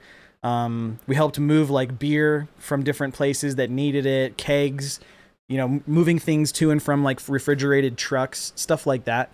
We were just helping out on day one, so it was a longer day. But then Sunday was the longest day because there was this massive after party with DJ Remy Gallego, who's the Algorithm, right? Hippo Tractor. I can't believe I forgot Hippo Tractor. Why are they not here? Is that what this is? No, Hippo Tractor. Yeah, this is the part that's confusing me is Hippo Tractor wasn't even... It's on stage one, but if you look at this, unless that says Hippo Tractor, which it very well could, Hippo Tractor was fucking sick. They were super heavy and they did a great job. I'm not familiar with their music except for one song, but the fact that their singer... He doesn't face the crowd. He faces like the drummer basically. And he has his own like probably like 14 to 16 inch tom with microphones on it that he plays with the drummer in certain moments of their music that makes it fucking sick as shit, dude. Like he just sits there and he like plays to it. And his vocal style is this very like high yell. It was just super tight to hear them as a band, especially because they were playing on 6 strings. But at a certain point, one of their guitarists pulled out an 8 string, and it sounded like super genty and like thally just to have one guitar sitting in the rhythm section that was doing this low like gank gank gank gank gank. It was really tight. Caesar Size Nightmare dropped the festival at some point, and Hippo Tractor played for them. Yeah, Hippo Tractor was awesome. They did a great job. So I saw Horizis, Hippo Tractor. I did not watch this band or Destrange. I did watch a little bit of Chroma, but it wasn't really for me. I didn't watch them. I did watch Four Stroke. Voyager. Let me talk to you about Voyager. I did not know this band at all, except most people at Euroblast did. But Voyager is not from Europe. They're from Australia. So it's kind of an interesting thing that Voyager skipped right over the United States as far as my awareness is concerned, and I'm not everybody, but I thought I'd be pretty familiar with most bands. Voyager is an Australian band that was on some kind of European, like, contest, like, talent show to, like, win some European, like, awards for like, their musical performance and showmanship. So they were on European television at some point in time, and they got second place one year, but they didn't win.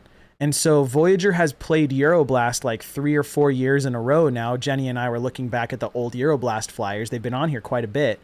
And they came all the way from Australia, and they were on tour in Europe for a while, and they made Euroblast one of their final tour stops. So it was super badass. What's up, Rude Paul? What's going on, dude? But they were really cool. They were like, their riffs were heavy. Like they had like metal riffs, but their singer was like a power metal singer, which was kind of interesting. And they were really good. Their bass player, who also backs up as a singer, stole the show. He absolutely stole the show. The most charismatic, one of the best singers I've ever heard live, ever. His pitch was incredible. His harmonies were incredible. His bass playing was super fun, and he had the most energy. Everybody in that band had energy. I remember telling Chris and Jenny and Annie and some other people who were there with me, I said, Voyager's not a band. They're an act. Like, this is a real, legitimate... Like, it feels scripted, and I'm sure it is, but even their banter in between songs was just fucking good. It was on point. It wasn't cringy. There was no, like, hesitation. They weren't redundant. They were just grateful and charismatic and enigmatic. It was really badass to watch a band this professional and interactive with the crowd. Super cool, dude. Rude says, I'm up way too late, so I'm drinking whiskey and listening to 25% of Kardashev. Yes, I am one of 4 people in Kardashev. Welcome. What are you drinking, by the way? What kind of whiskey? We have a couple people who are connoisseurs of alcohol in the chat. They might be interested. Jenny says, John's fiance is the manager of Voyager, so they've always been with us very often. Oh, well, that makes sense. John's fiance would manage a band that would be on Euroblast. They're really awesome. Voyager did a great job. Alt stole the downstairs stage for the day. Maybe even, well, White Ward was really good too, but Alt stole the show for the stage too. I would say that they took the show for this entire day, but Voyager, Vola, and Alt were like the top 3 for Sunday, the last day of the... And here's the thing. I love Viljarta and I love Vola, but Viljarta didn't really like interact with the crowd very much. They kind of just played their like 1.5 to 2 hour set, whatever it was. And they might have been tired dudes because they'd been on tour, like I said, with... Vola and 4-Stroke Baron, I think. But I don't know, they were just less interactive with the crowd. They were more like, you guys better know this song, and then they would play it, and it was fucking heavy as shit. And then at the end of that, they were like, thank you so much, and they were grateful, and they were cool like that, but they didn't have the act value that Voyager did. But Alt was incredible. Super grateful dudes, very heavy. You can see here they had a 40-minute set, and they should have had an 1.5 hours if they have the material for it. I don't even know if they do. But everything was badass at their set. Highly recommend if this band comes through. Of all these bands, which I know you already want to see many of, if Alt comes through your town, go. Don't question me. Go. Okay, and then Vola, arguably the number 1 behind Voyager. Like, Voyager was in a class of its own. You can't really put Voyager in the same as the rest of these bands because they were such an act. It was so much more than music. But Vola was incredible as far as musicianship was concerned. They actually had these really cool lights that they put all over the stage that would like change with like the pace of the music. They weren't like strobing with the music. They were like at times they would drip, and at other, like, they would have like this dripping effect, like the lights would cascade downwards or upwards. It was just really beautiful the way it was all coordinated. You can tell they put a lot of time and effort into that.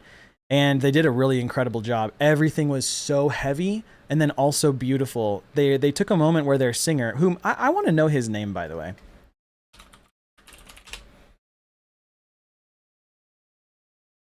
Does anybody know how to say that? No. Anyways, this dude has a beautiful voice. He sings in real life as you hear it on the album. It was fantastically beautiful. There wasn't a single moment where I was like, ooh, he was a little flat there, or oh, it was a little sharp. No, he was gorgeous through and through. Chris says the Vola pit was my most favorite pit ever. Yeah, I remember you handing me your giant stein And you're like, Nico, you need to hold this because I'm about to go throw down. And I was like, all right, you got it. And so like during the show, I was like holding this giant stein that was empty, but I was holding it like well above my head, just like, oh, like wanting to cry. Incredible. I'm going to assume it's Asir, Mayend. I don't know how the G's are pronounced in Sweden. Are they Swedish? I don't actually know. Are they fucking from Sweden? Yeah. Oh, one Swede. Oh, they're Danish and Swedish. 3 Danes and 1 Swede on drums. Adam Yanzi. Wow, that dude, he's a fucking drummer. He did a great job. Yeah, this band's incredible. Highly recommend going and seeing Volo. I saw him handing you the skull jar just to go into the pit. Yeah, Caesar, it's true. That was so tight, dude. Him doing that. All right, we're going to close this flyer now that we have this super cool timetable. So Volo was fantastic. There was a moment when I think they played, I think it's called Owls. What's that song called? Let me go look up Volo really quick. I'm pretty sure it's called Owls or something like that. I think it's off of In Mazes. Let me see if this is it.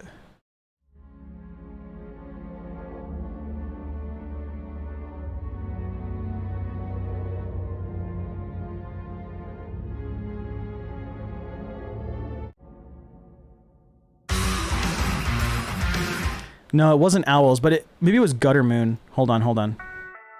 No, it wasn't Gutter Moon. Was it Emily? It was something equally as like soft and compelling as Emily. But it was just their singer, who I'm going to call Asgar for right now because I don't know how to pronounce his name. Asgar, it was just him and his guitar. And he was just playing it and singing, and it was so soft and delicate. But it wasn't this particular song. It was one very, very similar to it, though. Don't get DMCA'd again. I know, Sybil. That's why I'm not playing the whole thing. I just wanted to like kind of give you an idea of the vibe. When he played that, he's like, yeah, let's slow it down a little bit. And he starts playing. And the shitty part was, they were so fucking sick up until that point. They played like 3 or 4 songs, heavy songs, brutal songs, like powerful songs. And then they took this moment of rest where he just played guitar and sang, and it was very delicate. The whole crowd was talking about how great they were and like how enjoyable they are, and they weren't listening to him. A lot of people were like shushing and being like, shut up, and like stuff like that, but the whole building didn't listen. So like you still heard a ton of people talking over his performance, which was really sad, but still great. Still absolutely great. Your Mind is a Helpless Dreamer. Is that the song? I don't think so. No. It wasn't heavy. It must be off of Witness. It might actually be the deluxe version of Witness when he has like the 24 or Straight Lines, Napalm. Was it Napalm? No. Inside Your Fur? No, it wasn't heavy.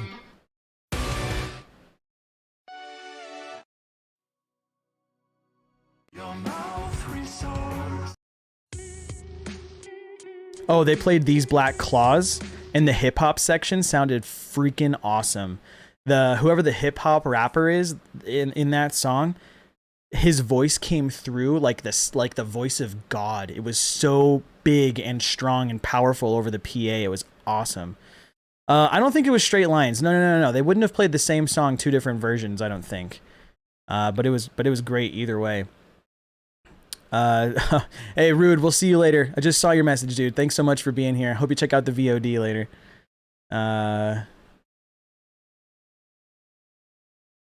Wait, Pablo says, oh my God, I saw you there and didn't recognize. Oh no, Pablo, sorry, dude. That's all right, man. Don't worry about it. I'll be there next year, I hope. We'll hang up. We'll hang out and chat a little bit. I don't think it was Straight Lines, you guys. They played Straight Lines normal. They played it like in its brutal form. Yeah, it wasn't that one. Maybe it was off of Applause. They played Ghosts. They played Alien Shivers. Maybe it was Vertigo? He says Straight Lines a lot. Maybe it was vertigo. You're off to set the record straight.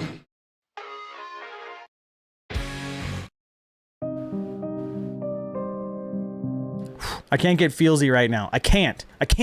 We're streaming. I bit my lip. Ow. Ow, that hurt.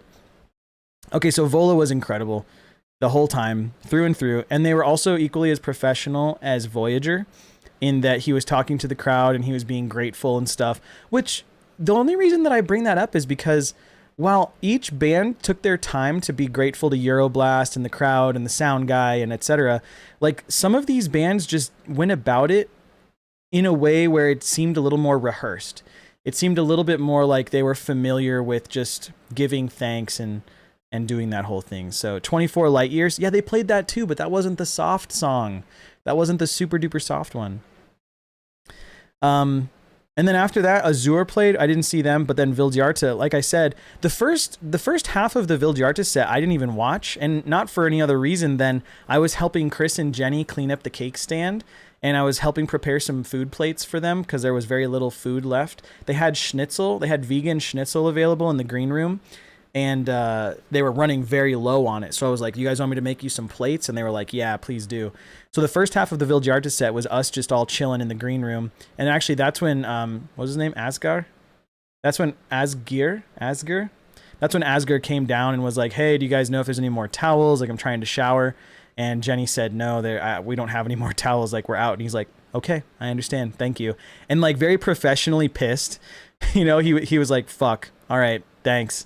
Fortunately, I think that was the last day of the Vola tour, so they were on their way home anyway, but still it must suck to like get sweaty for a performance and then go downstairs to the room that the venue's prepared for you, and like they're like, sorry, we're out of accommodations, and you're like, god damn it. That's probably a very good insight as to what tour life is actually like.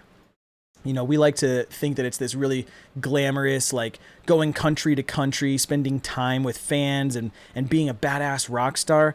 But really, the majority of your memories are probably about the good experiences, but also the frustrations. Like remembering like, oh, that one show that we played where they didn't have towels, or this other show we played where the food ran out or was cold, or, you know, it's probably like some frustrations like that unfortunately just slip through the cracks because the logistics of tours and concerts and big shows isn't 100% perfect. You know, you got to leave room for shit like that. And so after Viljarta was the after party, but I got to be honest, I didn't attend the after party either. Mostly because I was just hanging out with people. I was hanging out with all the people from the cake stand, and we were hanging out with various people that work the Euroblast festival, and just kind of like everybody was chilling. It was really badass to just sit there and like enjoy the people of the festival instead of like being downstairs and like rocking out. So it was a super beautiful festival. I absolutely want to go back. I've actually asked the Kardashev guys if they'd be interested in going to play should we be invited. And so far everybody has agreed that they would want to do it, and that it's far enough away. I think it's 358 days from now. Let me see, how far is it? Oh, not this one. Well, it's basically a year from now, right? I mean, that's kind of the whole thing.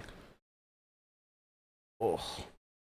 They have this, when you go to their website, I think it's under info, they actually have like a live timer. No, it's not in the info section. Yeah, Rupee, I think it would be super sick. I would love to perform. I would love to just be on stage again. I haven't been on stage in, what is it, 2022? I haven't been on stage in 6 years. I would love to get back into it. I still have all of the equipment. It's back here in storage. I still have all of our in-ear systems and our wireless guitar units and stuff like that. So we've got a lot of possibility. The problem is that the logistics. 359? I'm not counting or anything. The problem can be the logistics, though. You know, you got to practice. You have to spend time rehearsing the material, and then in Kardashev's unique position, 3 of us are in Arizona and 1 of us lives in Canada. And of the 3 of us who live in Arizona, 1 of us is always on tour, and the other runs a professional vocal business, a vocal coaching business. And so we have to now plan to not make money through our conventional sense for a period of time, which could be chalked up to a vacation, but it's also us traveling across the world, which is very expensive, to perform at a festival that we're not going to really practice for between now and then because it's not part of our daily life. So now we have to fit in not just the show, the performance at the festival, but also practices between now and then. And quite frankly, if we want to really prepare for a festival, we should also perform a couple of smaller shows between now and then to familiarize ourselves with, again, those conversations with the crowd while we're on stage, technical difficulties and troubleshooting through them. There are some logistics that you really want to account for, and the only way you can do that is by practicing how you plan on performing, which would mean playing some local shows or some small festivals in the United States before we head over there, which would be very cool. Dark Evil says, I can't wait to see you guys again. Even if you just come as guests, you rocked so hard. Thanks, dude. Appreciate that. Keep counting.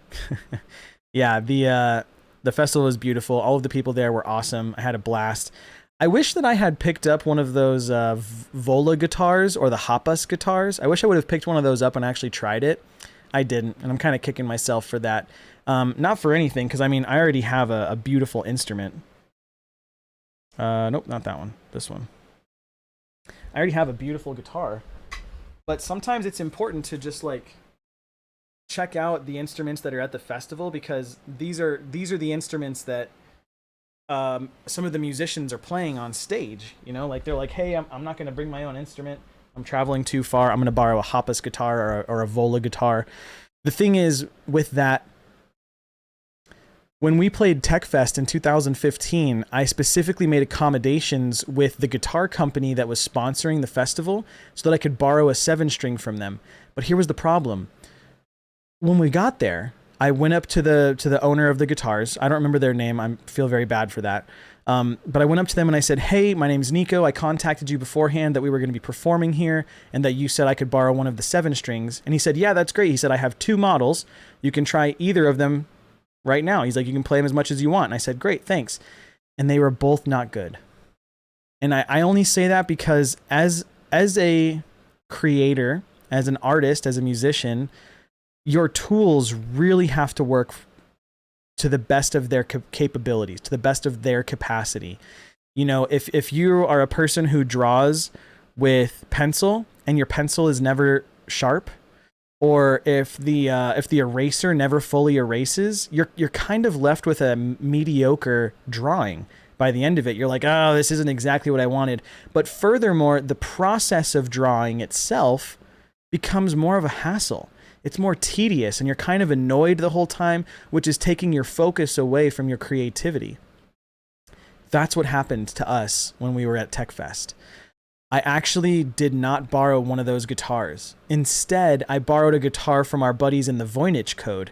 I said, hey guys, you guys play 7 strings in standard. Can I borrow your Ernie Ball Majesty 7-string and down tune it to A so that I can play our set, because these guitars they're not going to work. And they said, of course, no problem. Here's our bass. Here's our 7-string. Like, you guys can use both. And still, that guitar was not set to my standards that I'm used to, so it made it hard for me to play. And I realize now that that's one of those unaccounted for details that I would make sure to have accounted for in the future. If I play Euroblast next year, I'm going to bring my guitar. It's the thing that I'm comfortable with, the thing I'm familiar with. And, and it's not even about excuses, because that's not what it would be. I mean, if I fail, I fail. If I don't do well, I don't do well, and I own that. But this alleviates the amount of variables that I have to account for during the performance, right? If you're borrowing gear at all, there's a level of unaccountability that you have to expect.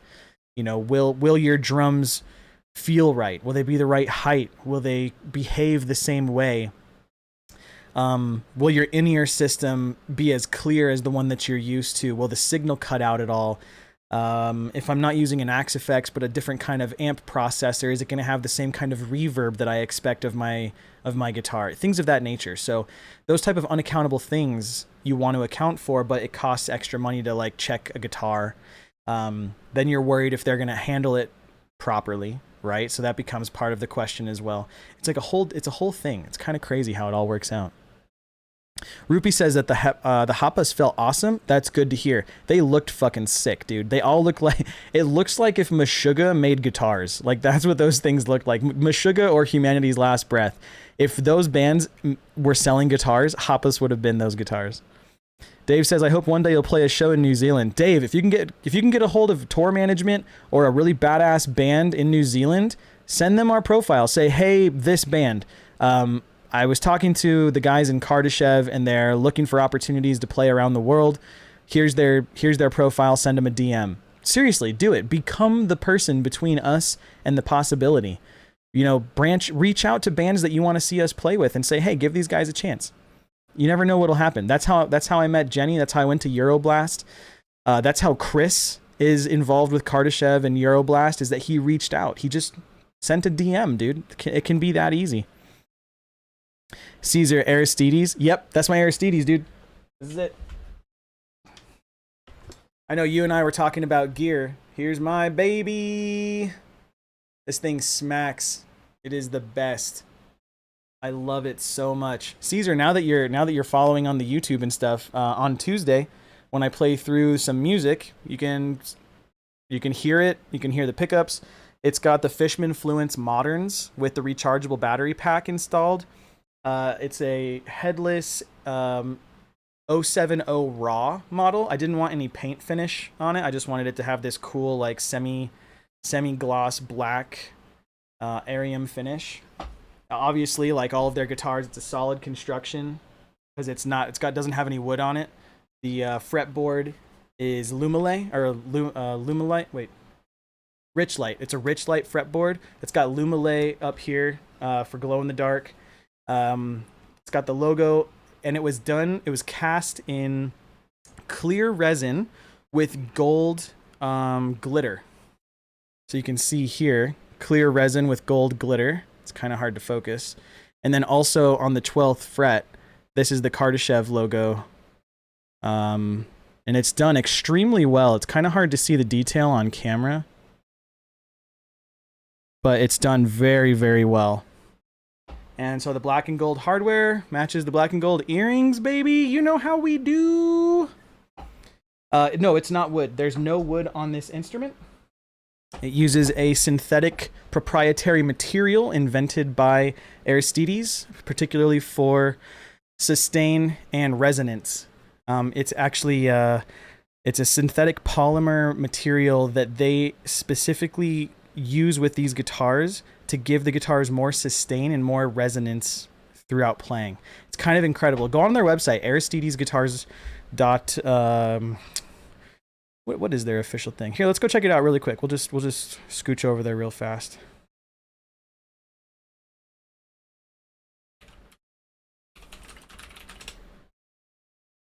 aristidesinstruments.com. So if you go to their FAQ.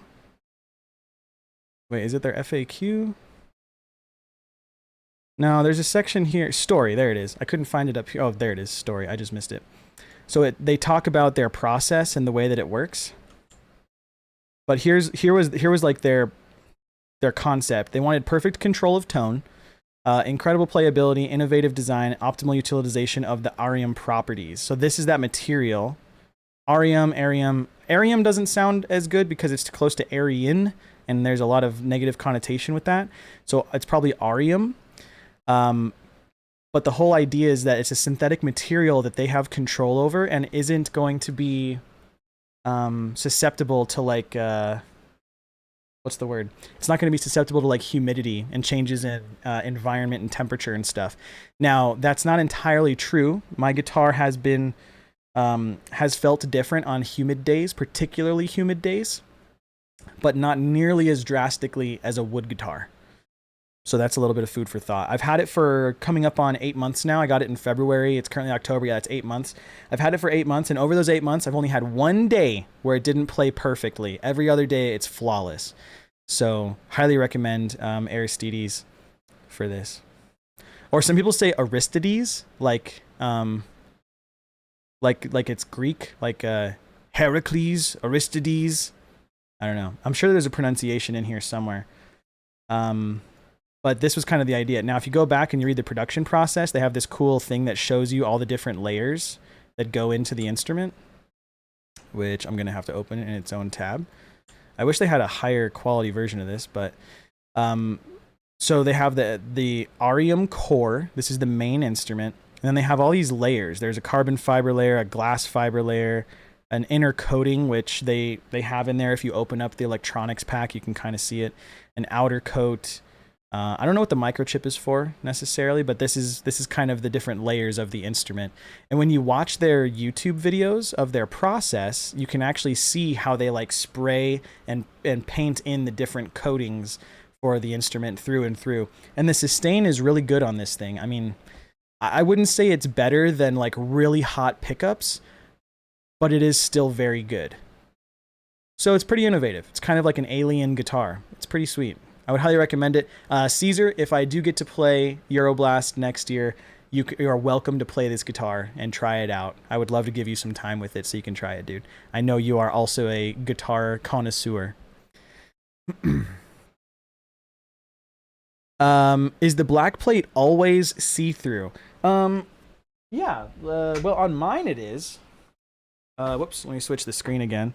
On mine, it's see-through. I don't think I can change that. I don't know if all of them have the see-through plate, but it shows you just how beautiful everything is put together in there. It's awesome, dude. And this is the battery pack, and this is the charger.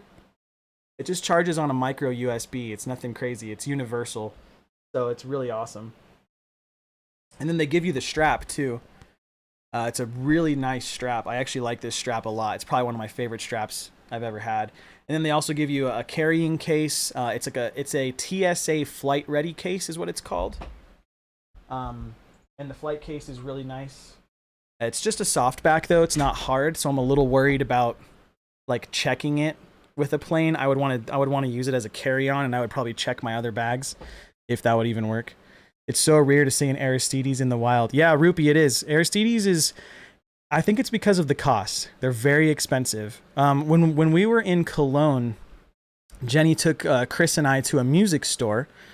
And while we were there, it's like a 2 or 3 story music store. It's really big.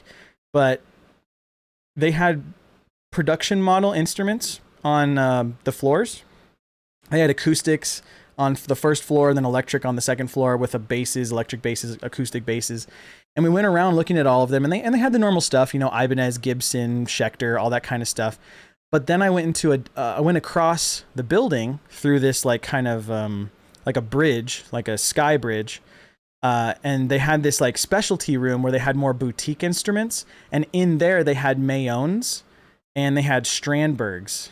And those instruments were in the €3,000 to €7,000 per instrument. And that's where like the boutique instruments would have been. And so the Aristides here was, I think, €3,000. So no, €4,000. It was €4,000.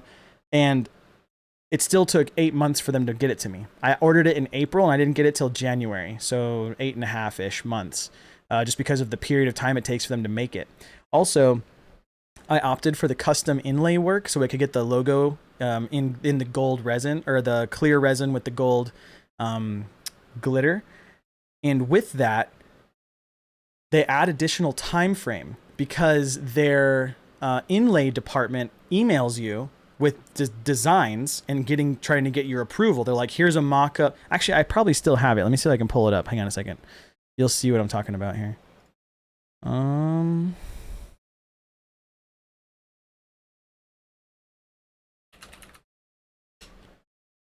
Let me see if I have it locally. I might have to pull it out of my email. Kardashev things.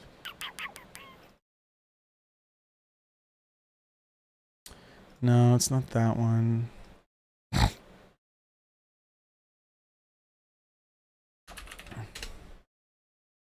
I can't spell today. Rupee says, I went there with my bandmates and we didn't find any Mayons or Strandberg guitars, even in the special room. I have a video of the time that I was in there. Let me see. Maybe I'm mistaken. Maybe they weren't Strandberg or Mayonnaise. Let's see here. Okay, here's the guitar room. Okay, they've got Kiesel's. There's Mayonnaise right there. These are Strandberg. I'm pretty sure these are Strandbergs. What does this say? Hydra. Who makes Hydra? These are Hydras. It's kind of hard to see. I don't know if you guys can see it if I put it on the screen here, but this is what we were looking at. See if I can do it this way. Boom.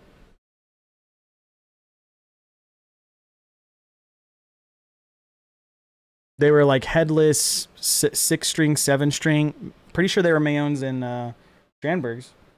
I might be wrong. Who makes the Hydra model? Who makes the Hydra model?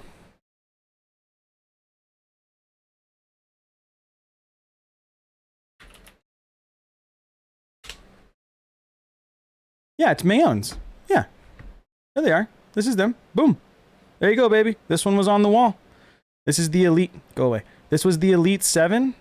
Yeah, the one that I just showed you in the picture with the M on the headstock there, or lack thereof. Yeah. This was them. I don't know. Maybe they just didn't have them when you were there, but this is what we were looking at when we were in there, and they were beautiful. I think this one was like 7,000, 6,000, something like that, which I did not ask to play, mostly because, one, I really wasn't interested in like buying it, and so therefore I'm kind of less inclined to try something if I don't actually think I'm going to buy it. But second, that room seemed a little bit stingy. Like the room was set up in such a way where it didn't seem like they were facilitating people to try these instruments. It was kind of like an elite showroom where unless they thought you could really afford it, they weren't even going to let you give it a go because it was just too much of a risk. I don't really know. I was getting weird vibes from that room, so I didn't bother.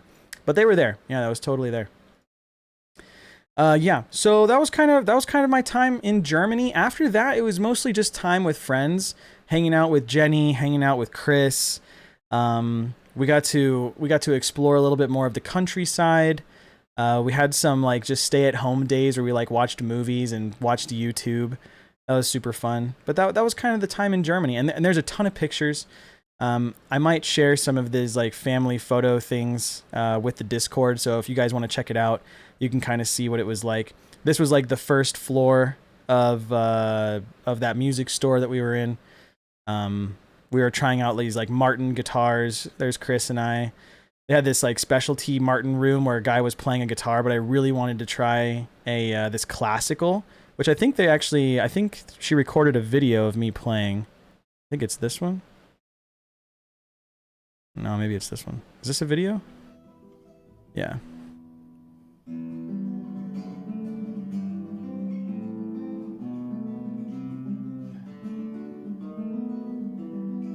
Yeah, Rupee. I think it's just, they just fluctuate.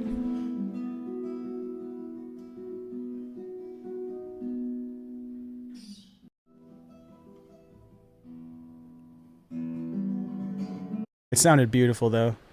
Oh yeah, the keyboards room was on the same floor. This was a really fun experience. Chris was playing this wacky little thing. Hang on, let me see if I can play it. I don't even know if this guitar is in tune, so we're gonna find out right now together. He was playing this like jazzy like.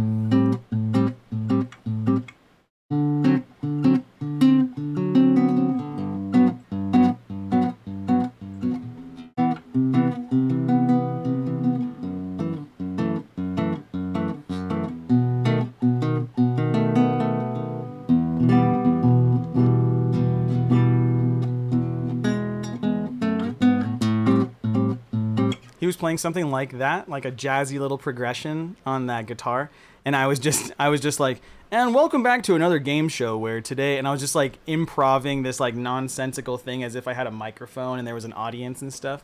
It was super fun. Yeah, it was really fun. Also, Chris, thanks for showing me how to play Autumn Leaves.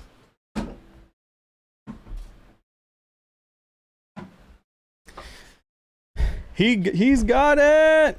Yeah, Chris, you taught me how to play that, dude. Appreciate you. I keep reading Mayonnaise as mayonnaise. Yeah, I think of it as mayonnaise as well, and I think it's mayonnaise or it's mayonnaise. I think it's just mayonnaise though. This was fucking hilarious. And we're back today, sitting at the site of your mom's final resting place for her dildo. And we're back. Fucking gold, dude. That shit was so much fun. Instant elevator vibes, but awesome nonetheless. Yeah, it's just a chill little progression. Just kind of fun. Something kind of fun to play. Yeah, so that was kind of my overall take on Euroblast. The people there are very sweet, very beautiful. I didn't realize that there was a drastic difference between the German speakers of Cologne and the German speakers of Hamburg, but it is very evident when you listen to a person speak Deutsch who is from Hamburg. They have just this different cadence to their speech. I think that was that Pazzi? Yeah, that was Pazzi who he spoke differently. He just sounded different.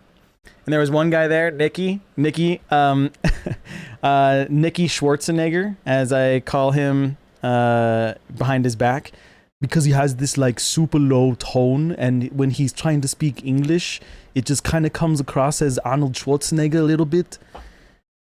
His voice is so robust and low. It like rumbles when you hear him talk. You're like, oh, that's hot. Sehr heiß. So it was kind of fun. All right, well, that was the entirety of the trip for the most part, at least the parts I'm willing to share. So, yeah, it was awesome. Time the Valuator was great. They were great. I'm just not that familiar with their music, so I wasn't quite sure what to expect of them. I was very familiar with the Dolly. I was very familiar with White Ward. Who else was I familiar with? Humanity's Last Breath. Hippotractor. Alt. Vola, Vildiarta. Yeah, I really only knew like 5 or 6 bands. The rest of them I was there to discover. I was there to like listen and check out, and that was kind of it, you know? Very straightforward. Check out your Discord. Okay, I am going to the Kardashev Discord. I am here.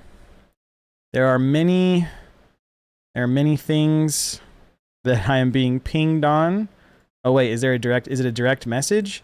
Jenny, I'm not sure what I'm looking for here. Help me out. I don't know what I'm looking for.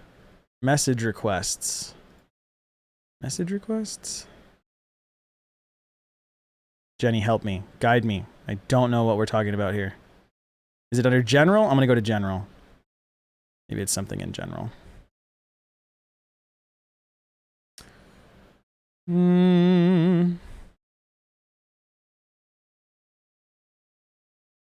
don't know. I don't know what you're guiding me towards right now. I'll find out eventually. Is it in artwork? No? Is it in fashion? To people that have not been to Euroblast, go. You may even meet Papa Hetfield. Yeah, that's true. There was an individual there that just had a similar appearance to James Hetfield. Oh, Jenny, that's the full photo, which is great because I am absolutely not in it, which is hilarious. Hang on, let me move this over to the other one. So here was like the family photo for Euroblast. And you can't tell. There's Chris. I know a bunch of these people's names, so I'm not going to bother going through them. And behind this guy,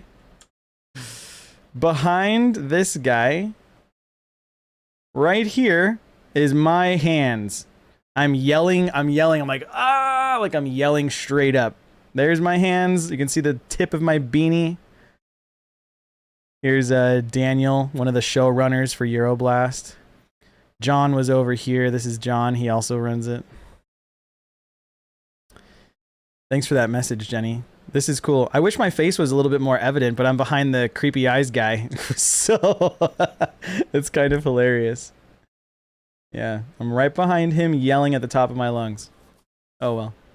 Still fun, still beautiful. A lot of fun. After Voyager played, they had us all run up on stage to like, you know, show gratitude to the crowd and to the festival, and then the festival also showing gratitude to everybody who works there. I still don't feel deserving to have been on stage. I mean, I barely helped at all. If anything, I was like a glorified laborer. Like, that was basically it. But it was awesome. Still beautiful. Would highly recommend going to anybody who's never been. Just to even just check out Germany for a little bit. And some of the German people. Lovely. Lovely. All right, well, we just hit 2 hours, 45 minutes on stream, and this was a really fun recap to kind of go through in my head and look at the pictures and videos. The Cologne Dome, Euroblast, it was all so wonderful. It was beautiful.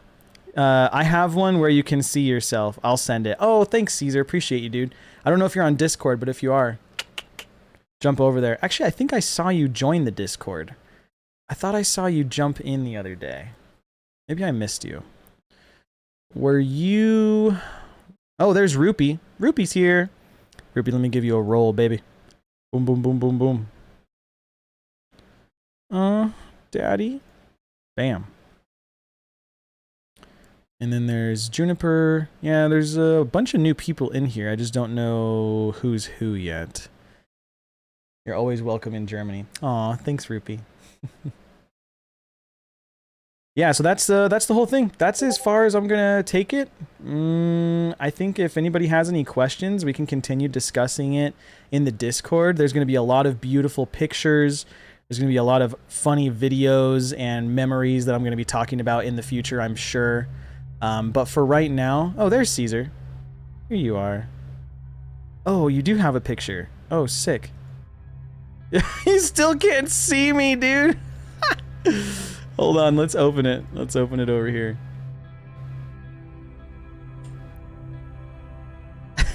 I'm like back there. That's so funny. It just wasn't meant to be, and that's totally okay. It's totally okay. Can barely see the side of my head. We were all doing the praise the sun pose. We were doing like the big praise the sun pose. Thanks for sending that, dude. Appreciate you.